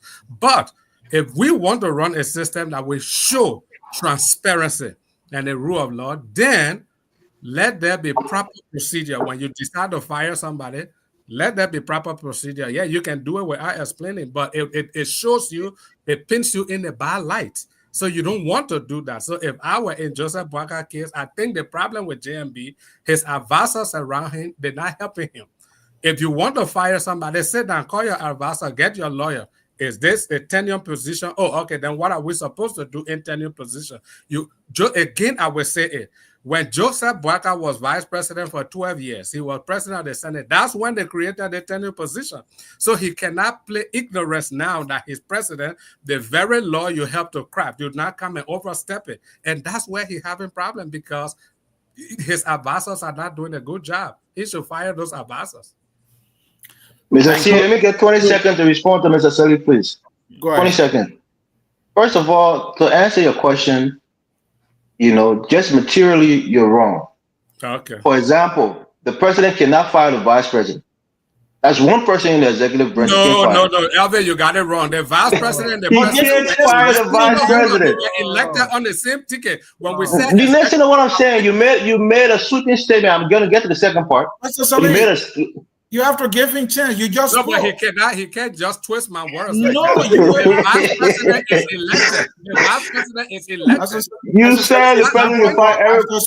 When somebody's talking to you, you're joining their throat. No, you're not. Ask for time, we'll grant you time. You're not. You said. Trying to. 1 second, Mr. Salif. I hear you. You are still speaking. Please hold on. Hold your peace. Right. Everybody can interrupt me, but I can't interrupt anybody. No, you interrupt more than anybody on this show. Oh, really? Yes, you do. I've been very keen on that. Okay. And I want you to slow down with that.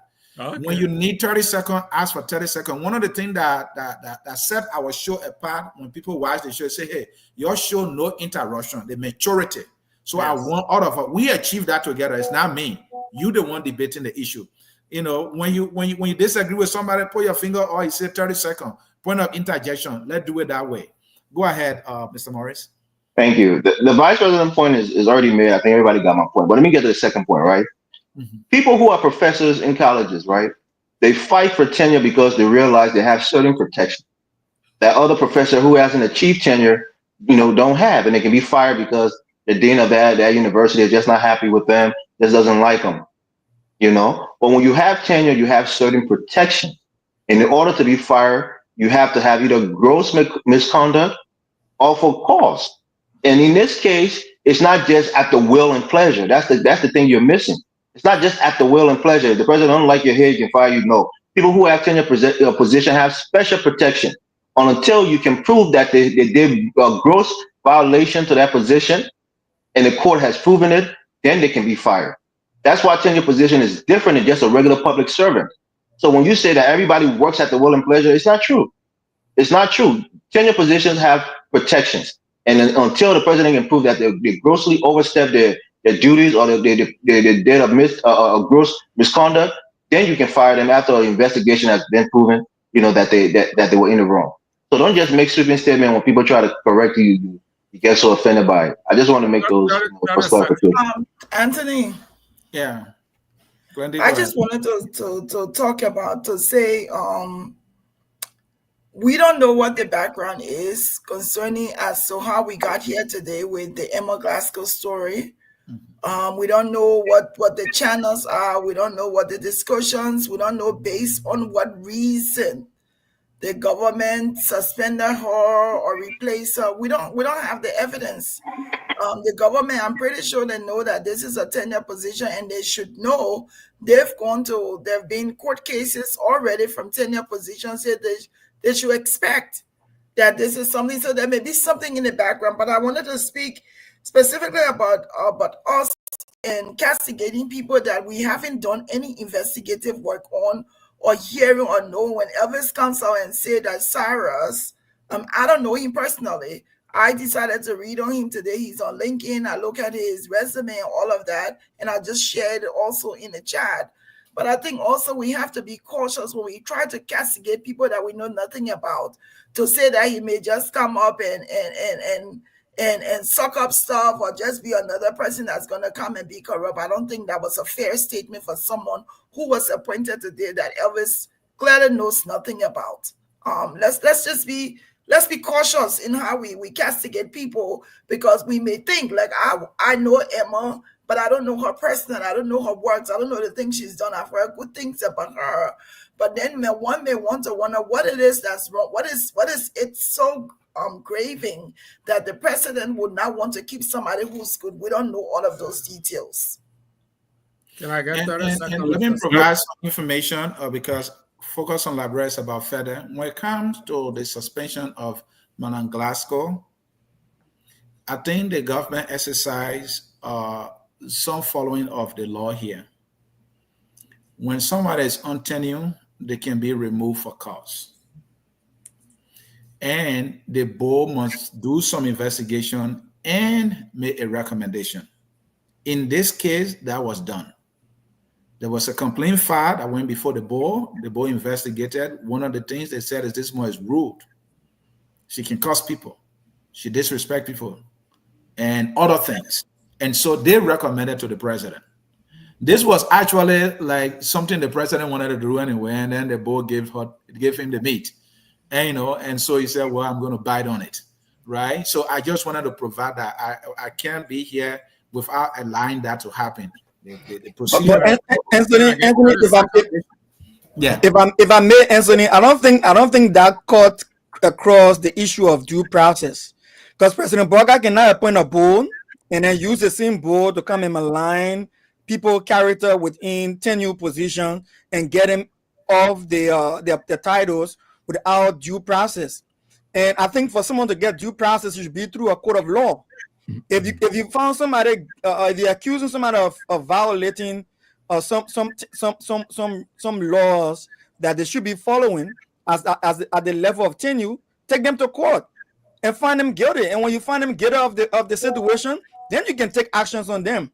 But an accusation is not an establishment of guilt.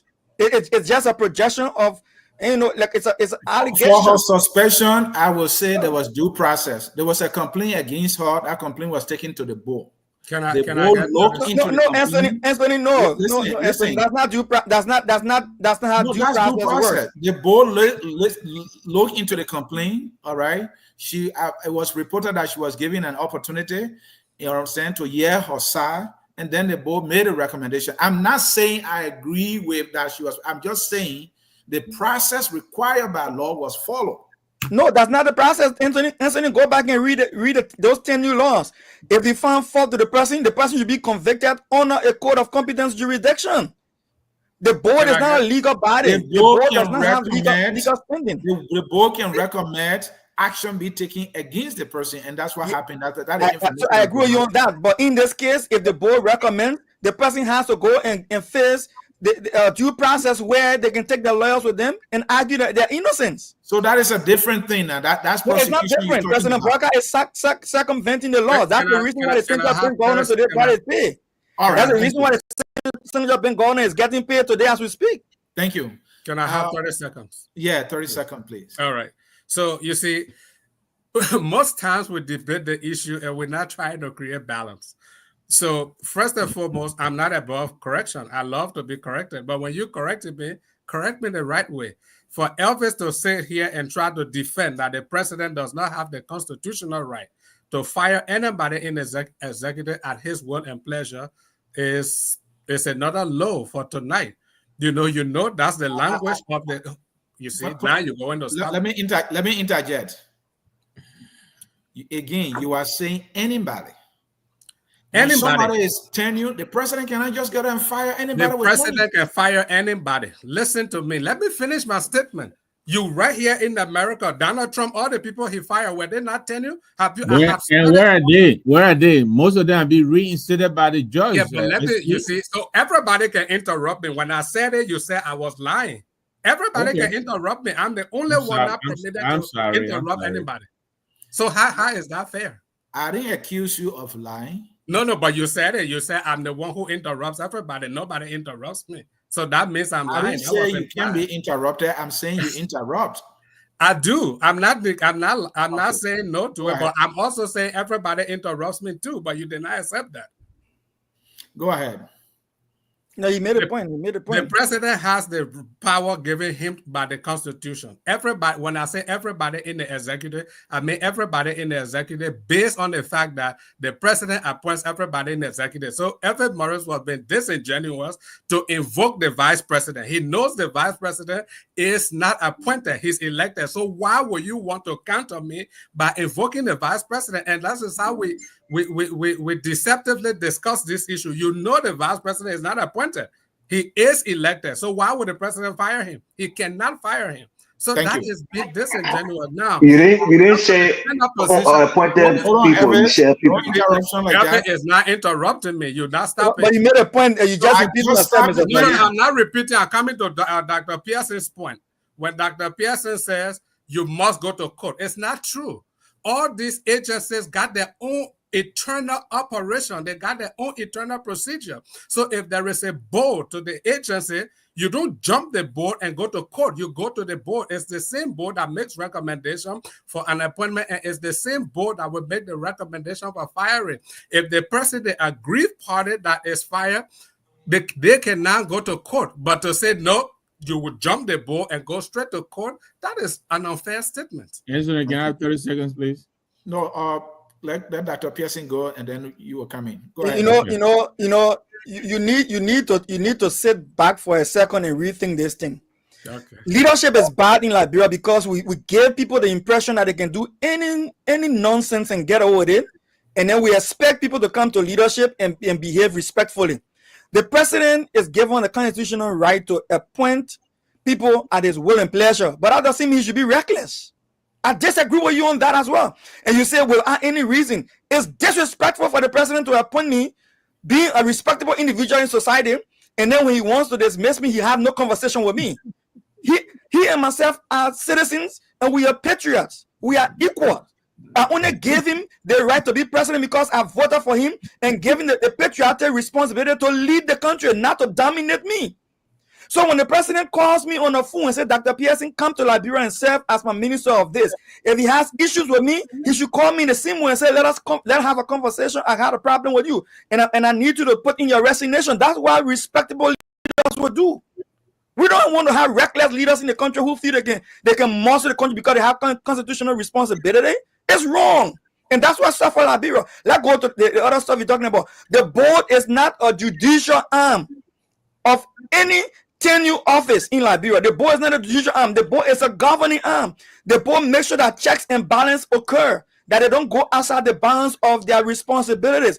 If that happens, they can recommend their suspension. I agree with you. But while under suspension, you should have the right to due process if the president finally decides that you have to be terminated.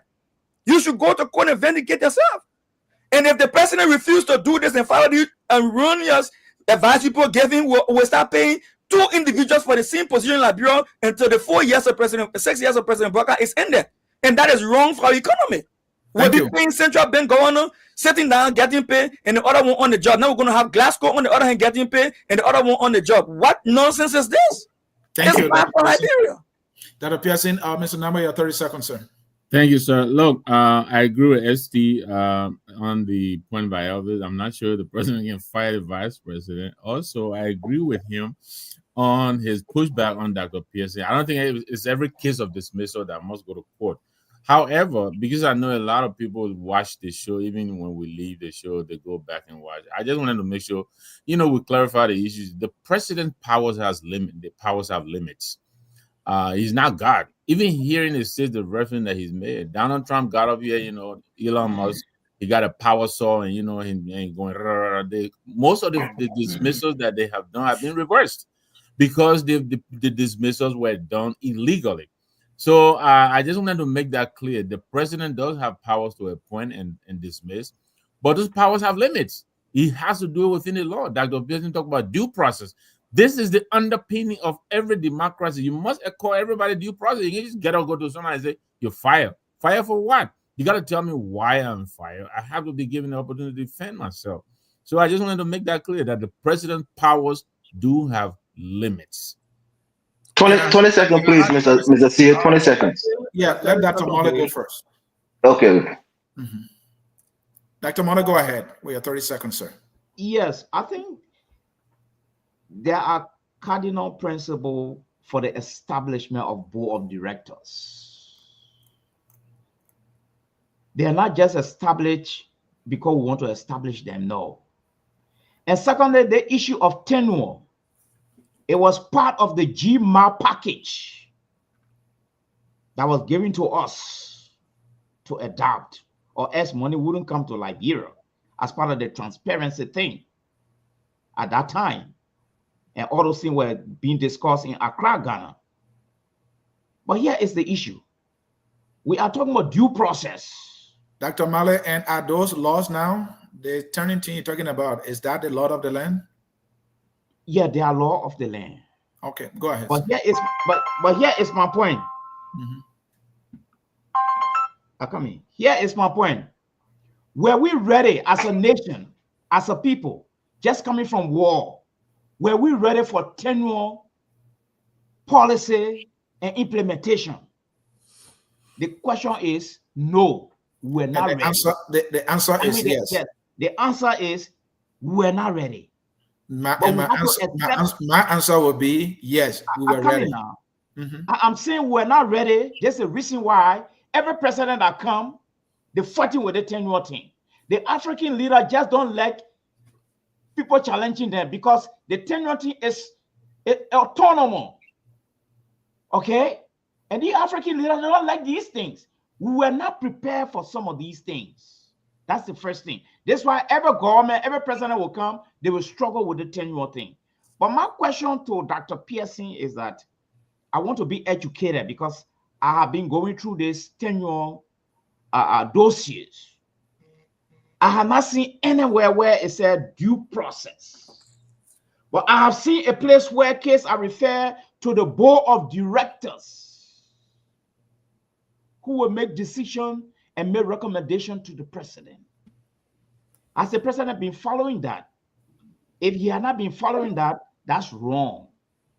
Okay? So if the board of directors come to suggest that Mr. Mali, you have erred, and so we are recommending your replacement, the president will have to act. That's one. Two, chapter 4 of the executive, that's going to Mr. Nangwe. Article 50. They said the executive power of the republic. They didn't say group of people. They didn't say caucus. They didn't say clique. The republic is invested in the president. No explanation. So when we talk about limit, then we want to be educated by the same constitution. What is the limit of the president? Apart from the analysis. So that put into perspective the constitutional provision that will educate me tonight about the limit of the presidency power. Because they said the republic is investing power in this guy.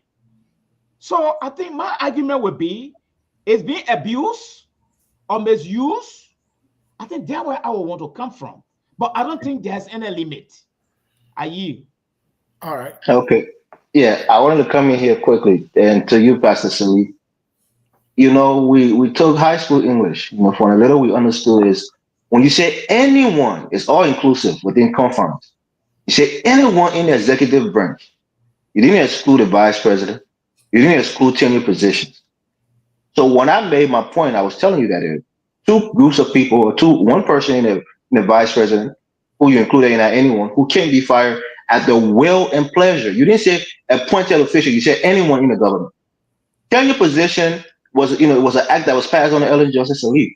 They put that there to give these people special protection so that they could become almost semi autonomous bodies of the government or agencies, heads.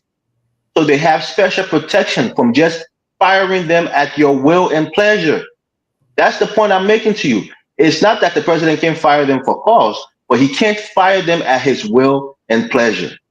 That's the clarification I wanted to make. All right. Can I comment? Yes, go ahead, Pastor Sully. Yeah, we're not going to try to reinterpret the Constitution. People try to just cherry pick everything I say, even though I started by saying why the president has the authority or constitution to fire anyone in the executive. That, since you want to bring education, anyone in the executive does not refer to the vice president, does not refer to elected position. The anyone means we already understand it's implicit, Elvis, that the executive appoints people. The only two people in the executive that are not appointed is the president and the vice president. So when we say anyone, we mean those who are appointed. So that does the anyone cannot include the president or the vice president. Since we want to bring education, but we cherry pick. I said that while the president has constitutional authority to fire at will anyone in the executive serving with him, to avoid the appearance of impropriety, that he has to follow the rule of law. I said that. And I also said, even though when he was vice president for 12 years, he helped to craft this tenure position. So to come back as a president and overstep it is a problem. All those ones did not enter your ears. You only chose to cherry pick what you wanted. I am supporting what you are saying. The president should follow due process. If he's going to do something, I said, if you suspend, you should investigate. If the investigation turns out anything that is egregious, fire the president. If the investigation does not turn out anything that is egregious, reinstate the president. I said all these positions. But then so you're taking by the will and pleasure, because that's not will and pleasure. That means you have to follow due process. No. I said he has the constitutional authority to fire anyone in the executive at his will and pleasure. However, to avoid the appearance of impropriety, as a respectable person, I won't just use that. There are powers that can be given to you, and you decide not to just use it. To avoid the appearance of impropriety, you won't just use it the way you want to. You have it, you can do it, but you just decide not to use it because you want to be seen as fair and equitable. I said all those things. Do you agree the president can fire the tenure position at his will and pleasure? Do you agree on that? He can. He can. He can. Based on cause. Okay. Yeah, that's the thing. When you say cause, that is not just will and pleasure. That's a stipulation. We have to leave it there, and this is what the debate is about. To disagree and agree where necessary, and then the audience will be the judge. I think you are doing a great job so far. I like Elvis. He likes folks in cyberspace who want to contribute to the discussion. You can see the screen, and the number can be seen there. 605-313-6004. Enter the code 791-403#. It is your time to call in and participate in the discussion. We want to hear from you. We want to hear your side. Sam Water, I hope you're gonna call today. You've been doing a good job there, writing and holding Namwe accountable. He's pounding the keyboard away. Don't mind that, man. He says Elvis showing up because you see clever. He's showing up here talking about yada yada yada. No, I love Elvis. Elvis is so passionate. Why Elvis is passionate? So while we wait for the callers, please don't forget to plug in our tomorrow morning show. Now, don't forget. Oh yes. Thank you so much. Tomorrow is Saturday, and at 9 a.m. Eastern time, we will be on the radio. Focus on Liberia is in partnership with Kia Radio. So at 9 a.m. Eastern time, we will be on the radio in Liberia. Our guest is Deacon Carlos, and we'll be talking about the leadership void that is obviously visible in Liberia. And Deacon will be giving his perspective, as well as the panelists who will be there to ask him some questions and also weigh in. It will be a stimulating and probing discussion, by the way. We don't want you to miss it. It's in the morning here in the US, but it'll be by 2 p.m. GMT in Liberia. Okay, Dennis is just sending me information here. He says it's 10 a.m. Eastern time. Dennis, thanks for the correction. Again, it's 10 a.m. Eastern time, which would be 2 p.m. The time has changed, actually. Thank you, Dennis. I appreciate the correction.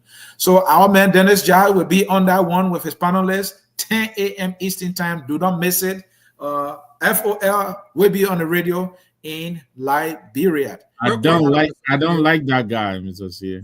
Oh, okay, because the man that's slow person. He said Quick question, Mr. C. Is the show tomorrow morning open to every panelist, or is it? Yes, every panelist. You are more than welcome to participate in as much as you have the time. Dika is one of my heroes, so maybe I have to make that appearance to ask him a question. For the abortion, we will put it to another debate. That debate is not going away, but there's something that I have noticed. One of our fellow citizens in the name of Vafli Dolly, he obviously likes to write. He contributes to national discussion. But my sense is that, he about defending his people, which I don't find any fault with. He's from the Mandingo ethnic tribe, one of our industrial tribes in Liberia. But something that he's doing that has come to my attention, in October of 2023, when he wrote that, is that 2023 or 2024, that President Boycotts cabinet, there was no Mandingo person on the list. He said that, and we have the records here. I want to be very. So there was October of 2023. He wrote, "Why no Mandingo or Muslim names on the purported cabinet list of Ambassador Joseph Yman Boycotts? President Boycotts has not taken seat there." And then, that's when people were floating names and all that. And he was saying, "Mr. Boycotts, this purported list here, I don't see any Muslim men named there. I don't see any Mandingo men named there. I don't know what he was talking about." And then he shared a news article that said, "No Muslim working in my government." He making it to look that President Boycotts is the one saying that. In that article he wrote, or Facebook post actually, he wrote, there's another newspaper he showed here. Boycotts said Mandingos are strangers. All right. And then of recent, he wrote something that also came to our attention. He wrote, "Mandingo license the fight against graft and unprofessionalism in Liberia." I repeat that. Mandingo license the fight against graft and unprofessionalism in government. By that, he meant that the government fight against corruption and graft, they are pushing out Mandingo people. They are targeting Mandingo people. This is what the brothers, we are highlighting this issue because of where we're coming from, and all of you know what I'm talking about here. Because I feel that this is a dangerous rhetoric coming from this man, because he's been on this thing. I like the fact that he defends his people. He's about promoting, one of the ethnicity of our country. That is a good thing. But if you are going this length, and then another thing that happened, I'm going to show you here quickly to put everything in context, is that is the one on the left there. He writes, "Appointment of Mohammed Sherry as LEC MD manifest homogeneity. President Boycotts is a laudable leader.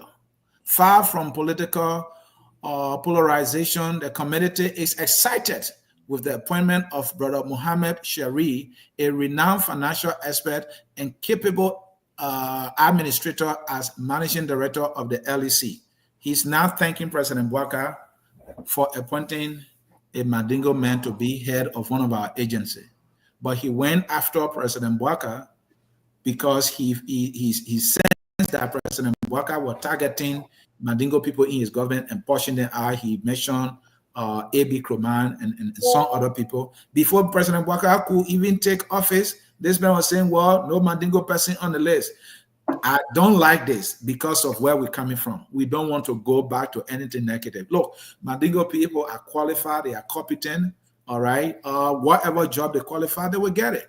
I don't know what this brother is up to. I just wanted to discuss it briefly. Let me start with you, Evis. What do you make of this way of thinking and writing by Comrade Vafli Dole? All right. I disagree with his utterance, but I agree with the sentiment. Mhm. So one of the things we need to do is to make the Mandingo tribe officially one of our tribes in our country. I think the last time I checked, I didn't see any of the maps that we have that tells us a different tribe. Mandingo is not included. Sapo is not included, nor is Congo. Like there was a guy called Doctor, I forgot his name, but he was on Ashwa Gala's show, and he always was advocating for the Congo people to be considered a tribe too. So we can add these three group of people as an official ethnic group of our country. That's recognized. The Sapo people who came from the Crown people, the Mandingo people, of course, who have been traders in that land for centuries, and of course the Congo people who have their own unique ethnic identity. So I agree that the Mandingos have been feeling isolated, been feeling not to be fully Liberian, people calling them all sorts of names for many years. That even led to, when the war came, a lot of those sentiments were carried out against them through violence. So I do think they have been treated unfairly, in time past. And I think through their industrial means, they have put themselves in the political space and they've become a force to reckon with. Some of at least one of you could say two politicians we have in the country is are Mandingos. You have Conan in the Senate and you have Musa Belate. You know, uh, Conan is very well versed in finance, and Belate is a businessman with all of his scandals, but he's really put himself in there. So the Mandingo are very much a part of us. They are our people in Liberia. We need to embrace them. We need to incorporate them officially into our national, body politics and into our culture, and let them feel included and let them become a fabric of our nation. But on the issue of this guy's utterance, I think there's more politics. But I think he said that because his people had been, marginalized for so many years. But Evis, you said that Mandingo people are now being viewed as one of the tribes of Liberia. Are you speaking about people perception or sentiment, or are you talking about history? In history, when you look at the 16th tribe, you think is the Mandingo tribe there? Yes. Yes. Yes. Yes. I I didn't mean, see. Evis, you listen to Focus Yes, on it's there. Liberia than anybody I know. I didn't The see it. history China. I didn't see it. But Anyway, let me leave it. yeah. Mhm, One last in 10 seconds. I would say this. Our good friend Mohammed Sharif, right? mhm. He made similar sentiments here during the trial of I think Jungle Jabba or Kosha. Some of those guys who have been tried in this country for war crimes and were being convicted in France and in America, in Philadelphia, and it shares certain sentiments. I'm All a right. crime man. The war that happened, we know how certain people can be perceived, but the Thank you. Mandingo has been marginalized. We can't negate that fact. Thank you. That's why the debate is for.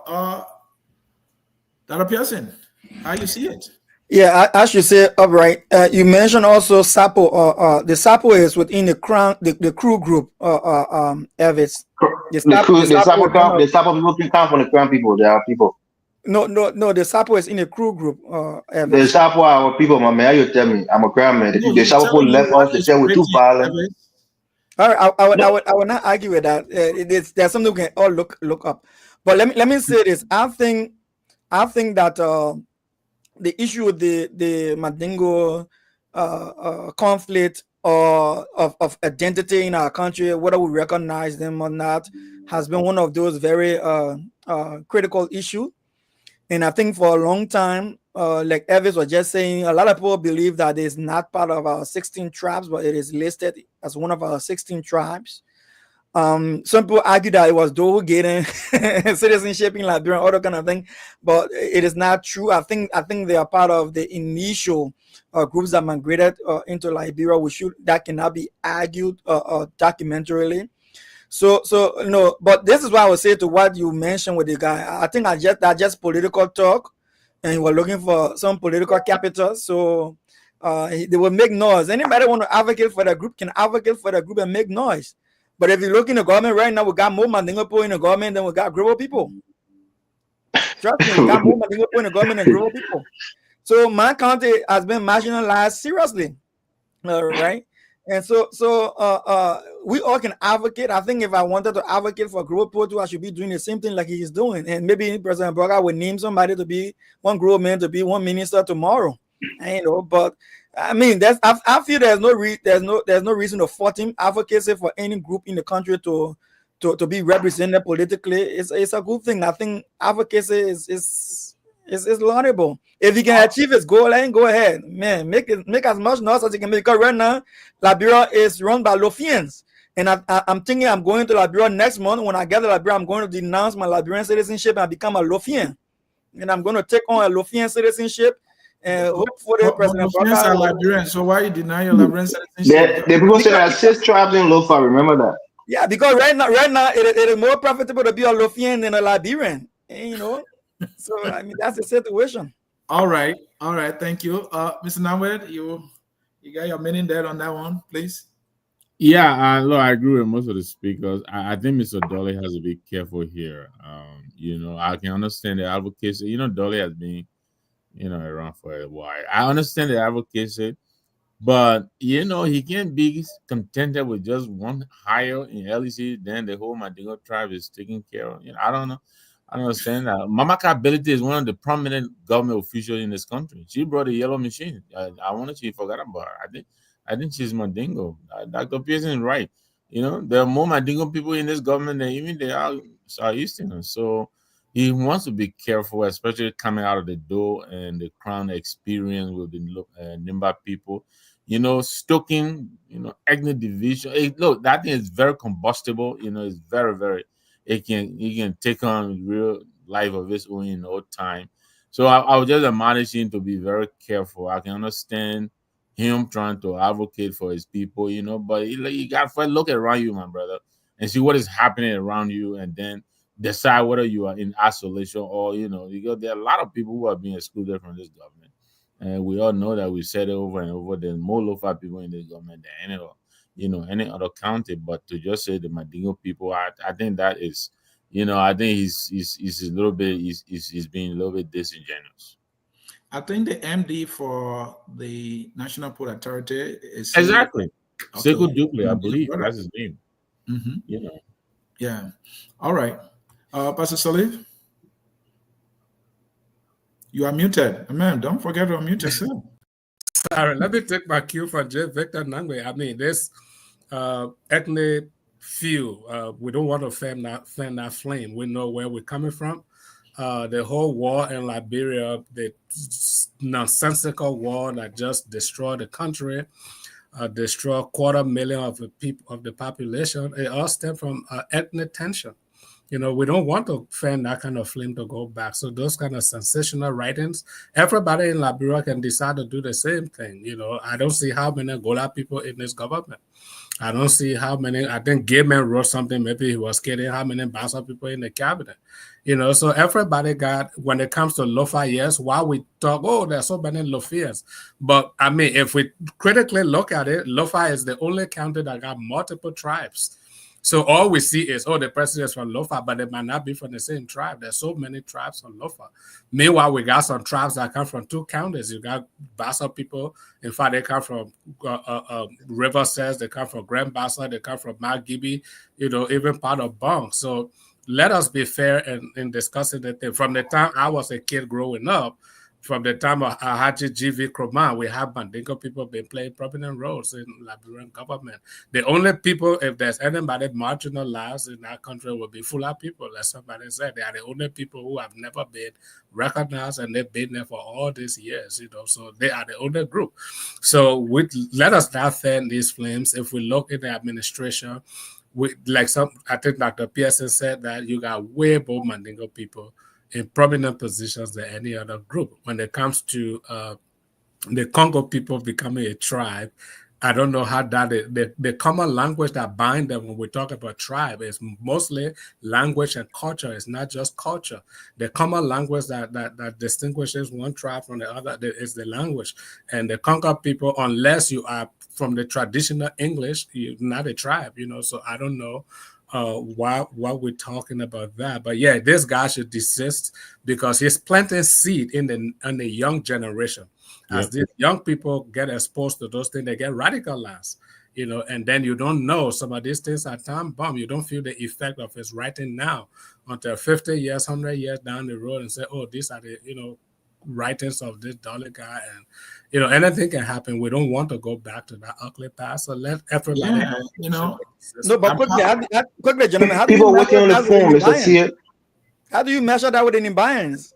I mean, Yeah, they're not only country with multiple tribes. Every country have multiple tribes. No. I was just citing that as an instance. I know Nima got multiple tribes too, but there's no county in Liberia that got multiple tribes and Lofa. Let's face the fact. no, I'm not looking at the multiplicity. I'm looking at the vocality. Like who more vocal about tribe taking position in Liberia than the Nimbayans? I'll leave that to you. All right, Dr. Mole, your 1 minute, and we'll go to the callers, please. They are waiting. I have a different look. I think the problem of this guy, I agree with panelists, is wrong. But I think by and large, our constitution is heavily responsible for some of these things. If I were in position of privilege, the issue of tribe would never enter the constitution. That's the first thing. Yes, we see ourselves as Liberian, full stop, because there where some of the problem coming from. Because the question now is, if we say we want accommodation, all this, our brother, this and that, are we prepared for a Muslim president? If you look at the cradle of our country, okay, inherited into the Christian foundation and other things, we see ourselves as a Christian nation, okay, but we are now a secular state according to our constitution. So we interwoven with other religion and other tribe and what have you. And if I have my way as someone in privileged position, all neighboring countries surrounding Liberia will never be citizens in Liberia. Wow. They will be our good friends. They will not be citizens of my country, because it should be tip and tap. The same treatment you're expecting here from my people, I expect the same treatment in your country. If my people in your country are participating for the highest position there, they will get them the leverage to participate for higher position here. But if I can't go there and play church, but you come here and play a lot of mosque, so it's like my lens of seeing it is very different. So those countries surrounding Liberia, completely different. Citizenship will not be given to them. No, they will be our. Then you will be going against the constitution. Dr. That's a case of discrimination you're making, Dr. Mali. You can't make that case. Dr. Mali, can you give me this clarity, please? Just a clarity. Let me answer this question. Are you saying Mandingo is synonymous to being a Muslim? Are you saying Mandingo is synonymous to be a Muslim? In my thinking, it's obvious. Oh, you're Dr. Malik. No, wait a minute. The man asked a question. I'm answering the question. All right. When you talk about discrimination, you know where you know why I said that the issue of patriotism is conspicuously missing in our rank and file in Liberia. Wow. All right. That's a matter. Thank you, Dan. Maybe we'll talk in that. We'll talk on that. Yeah, that's how we're going. We'll organize a debate for another time. Yeah. What that guy is doing is wrong. But I hold the Constitution responsible for his behavior. Thank you. Thank you, Dr. Made. And to your point, I will not allow anyone from the neighboring country to become a citizen. Then you're going against our laws. You know, the Constitution is clear. Anybody of Negro descent. No, that's what I'm saying. You say your own, that I'm saying my own. I said the Constitution will be changed. Okay. All right. I don't know why we should change the Constitution. You don't want black people to be citizens of Liberia? Moderator, to be that you say your own, I'm saying my own. Moderator, apart from the issue here, the Constitution is responsible for 75% of our problem in our country there. and that you say your own, and I disagree. The Constitution is not responsible for that. Who are responsible for what Liberia is? That Liberians is not a Constitution. The Constitution does not write itself. Constitution does not obey itself. Constitution does not enforce itself. does not enforce IFSET at all. Liberians are responsible. So I disagree with you there. Look, maybe Dennis should come and moderate so I can debate here too. No. 10 seconds, Let's go to the brother. phone line. The people waiting for like 30 minutes, please. Let's go to the callers so I can't get in trouble. I'm already in trouble with Mr. Gonglo here. Okay. I'm already in trouble with Mr. Gonglo here, my good friend. Mr. Kalabu Gonglo, you are live. Yes, good show. I didn't listen to the show throughout, but I just want to make a quick comment on the post you shared. You know, some of the posts you spoke about Bobby Dollar. Some of you may know him. I don't know how well you know him, but I know Bobby Dollar. And Bobby Dollar, like there is a story about a woman in Great Britain that was called Mother Provision, who was just misusing words. I think we can make a war in Liberia to name that after Bobby Dollar. Bobby Dollar is just Bobby Dollar. In 1992, I'll tell you just quickly, and I don't want to take most of your time, just quick story. When we returned at the University of Liberia, I remember I was then one of those designated to be member of the Central Committee of the Vanguard Student Unification Party. And Bobby Dolly was a member of Pursuit. We went in a park to have a revitalization meeting. Bobby Dolly said he cannot sit in a meeting with us because most of us who were there in the meeting from Lofa, Bone, Limba, and other places who belong to other tribes that people from this tribe kill Mandingo people, so he cannot sit in the meeting with us. But guess what Bobby Dolly did? He went on to organize Studa, who received money from Joe Molva and the late faculty to establish Studa. The guys who were at the helm of MPF authority. Those are the people you want to receive money. He are doing shit and others. So you can see who the kind of person he is. You know, Bobby Dolly at the university, he was just a freshman student when G.V. Komai took him to go to declare to read a statement of support and what else I didn't mention. It was a big thing for him. He is just someone who has an inflicted image of himself, and he say our longest thing just to get recognition. And Bobby thing is not just about you. When you talk about Muslims, if you appoint Bobby who are Muslims, that's not what Bobby wants. He's a hardcore tribalist. That's who he is. I'll stop right there. Thank you. The next caller there is the man Kesali Daba. Mr. Daba, sorry for keeping you too long on the line. Go ahead, sir. Yeah, that's all right. Let me pick the first bone with you, Mr. C. Please do. I think you didn't do us justice to that on the platform. Okay.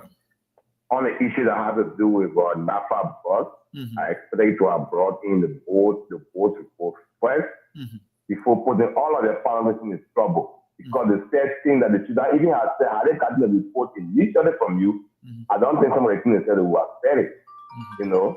But be it as it may, I hope that next time you can do all this, say, well, please, when we are discussing something like this, please give them the law establishing the entity so that they can go through it and know as to how these leaders or these positions people can be removed and so forth and so on. And I mean, the show was a good show for one side. Unfortunately, Dr. Pearson and Elvis did not want to bring back ownership of Waka. LHCC is doing a job at a certain stage. Joseph Waka should interfere into LHCC investigation. I don't think so, because if the president does that again, we will be the same people blaming the president for interfering with LHCC investigation. We can't do that. Let LHCC do a job. Those 400 or plus officials who were suspended for the 1 month will not be paid for the 1 month, even if they were to declare their assets and go through the process and everything. That 1 month suspension stands. And then after the 1 month suspension, failure to comply, further punishment will be recommended by the LHCC. The LHCC board was right on information minister, rather. He said all of these things. Let's follow some of these things so that when we come on the platform, we can be able to inform our people. But they show us, well, I mean, it's good. We keep following. But that's it. Thank you very much. All right. I mean, I take all the stuff. Mr. Cassidy Daba, thank you. You know we love criticism yet. Criticism is my cup of tea, but I think I tried to provide information that there was some level of following done by the way the managing director was suspended, and that there was an investigation by the board, and then the board made a recommendation. I mentioned that piece, but I agree with you. We will improve on that. All right, that's all the colors that we have for tonight, gentlemen. We passed our 2 hours mark, so let us wrap it up, and 1 minute closing for each of you. And let's start with Pastor Salif. Your closing in 1 minute, sir. Thank you, Mr. Sia. Let me go back to the last caller. Yep, you did mention about the due process that will follow through the board, Mr. Sia. But I want to support the caller. It was after the fact, after we had done discussing everything before you came in with that information, and all the caller is saying, you had that information, you have brought out the information before, we had discussed the facts. So I think he has a point there. But that being said, I think it was a great show. I don't want to go back to everything I said before, but when it comes to whatever's going on in the House, I support the rule of law. I support everything that is going on. And all that I'm saying, I'm not saying Kofa should not fight for what he's fighting for. All I am saying is, at the expense of who? Should we fight until the country burned down? Sometimes in life, as an honorable person, you can know you are wrong, but okay, I want the country to move forward. Since I'm the problem, I've seen so many presidents around the world. They resign when they did not have to, but they said for the sake of peace, I will resign. Joseph Boycotts, the first election between he and Weah, that election was deemed some irregularity. His supporters said he should protest it. I still remember, because I read his statement in the paper. He said, no Liberian will die on account of me. The ruling has come out. I concede the election. And he stepped aside. He could have pushed forward. George Weah, he could have pushed forward. The margin of error was so slim. There's no precedent in Africa in George Weah's position that would have considered the election, because that margin of error was so slim. As an incumbent president, he saw the bigger picture. He saw Liberia. So he decided, you know what? I will concede the election. That's what I'm talking about. I'm not saying Kofa is not right. He's right.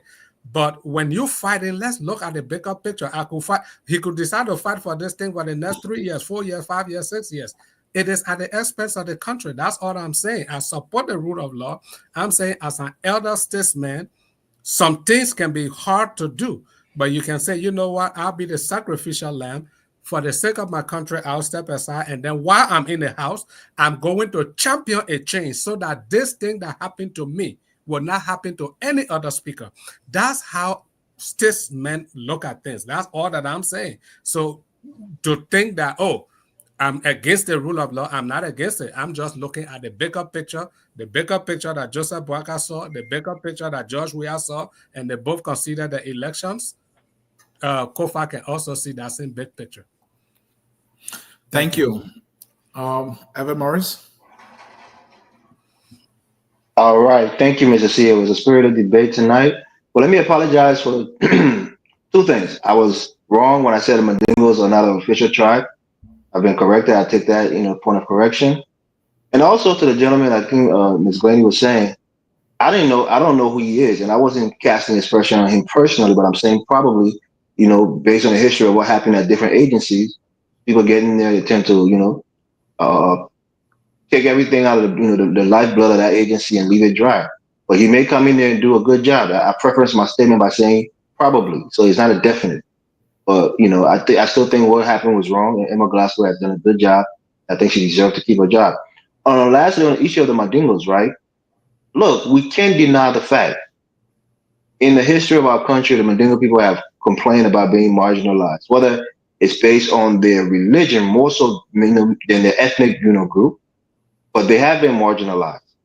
And people are saying now they're not marginalized. They're one of the wealthier people.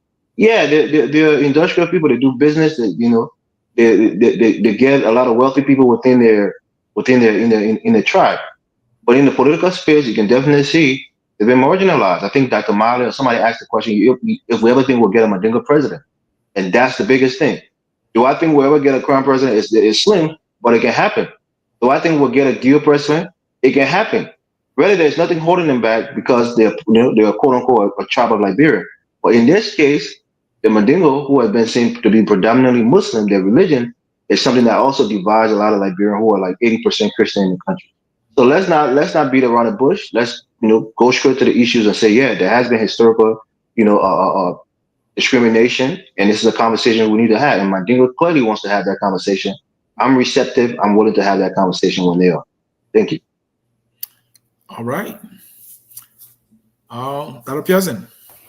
Listen, Pastor Salif, listen, that you are not supporting the rule of law in any way. I think if you were supporting the rule of law, you would have said Kun should bow down from his illegal pursuit to usurp the office of the speaker and return the country to status quo ante. Then you're supporting the rule of law. To pin the conversation on Kofa is totally anti-rule of law. Let's be very frank with that. And I think on the issue of the Emma Glasgow thing, no one can tell me say that she got due process. She didn't get due process. That's a fallacy. There's something called public confidence. We have no public confidence in President Boycott having thread the thin line of violating the laws against Tenure, going after Tenure positions from day one, and now having to pay for one office twice, from central bank to LTA, now going to NAFA. His different boards across the countries are bogus because they are all working for him, like you said, Pastor Salif, at his will and pleasure. So he would tell him to concoct any story you want him to concoct, and he followed after those stories with the bogus targeting of individuals in the country. And I think we saw that with the Elections Commission, we saw that with Central Bank, we saw that with LTA, and we saw that with other areas. So President Boycott needs to correct himself. Other than that, the country is going in the wrong direction. We do not want a president that will run the country in the way it's running. With the issue of the Mandingo people stuff, Anthony, I don't have any problem anybody advocating for the group for political representation. Just the same way the late senator did from Nima County. Every time he had opportunity, he blew the trumpet. Nobody made it an issue, and I think nobody should make this an issue. I see nothing wrong with it. And he's just advocating for his people, and I think they deserve representation. Simple as that. J. Victor, Focus on Liberal Political Analyst. My man, you got the final word tonight. Yeah, thank you very much, Mr. C, and thank you, my colleagues. A great debate tonight. It was great being here. Look, I'll stay with the House. I agree with Dr. Pearson. I think if Pastor Sully wants Speaker Kun to see the big picture, I think the big picture really should be something that we should be asking, Speaker Mr. Kun to see. If we want to preserve the republic, we need to tell Mr. Kun to knock it off. The quest that he's pursuing is unattainable because it is illegal. But I think for us to be weighing on Kofa and telling him, you should see the big picture and therefore he should throw in the towel, I think we ourselves we're doing a disservice to the country. We're doing a disservice to the Constitution. What Kofa is trying to stand up for is what we should have stood up for a long time ago. And we always, let it go, for the sake of this, let it go. I think this time Kofa should draw this. I think we should stand with him, let him draw this line in the sand. I think the executive needs to get the message. I hope the Supreme Court will come out and reaffirm Kofa as the Speaker of the House. Let them go back, even if they go back to the House for 1 hour and remove, Kofa. I think that's the way it should be done. But let's go back to doing things the way they should be done, which is the legal way. Thank you very much to the network. I look forward to tomorrow morning. Hopefully we'll have a good time on the show at 10 a.m. Eastern. Please join us then. Thank you. And folks, this will conclude Friday night debate. Like Mr. Number said, 10 a.m. Eastern time. Focus on Liberia will be live here and also on the radio in Liberia. Join us then, 10 a.m. Eastern time, 2 p.m. GMT Liberian time. The song says we are all Liberians, and bye-bye. I enjoyed the debate. We are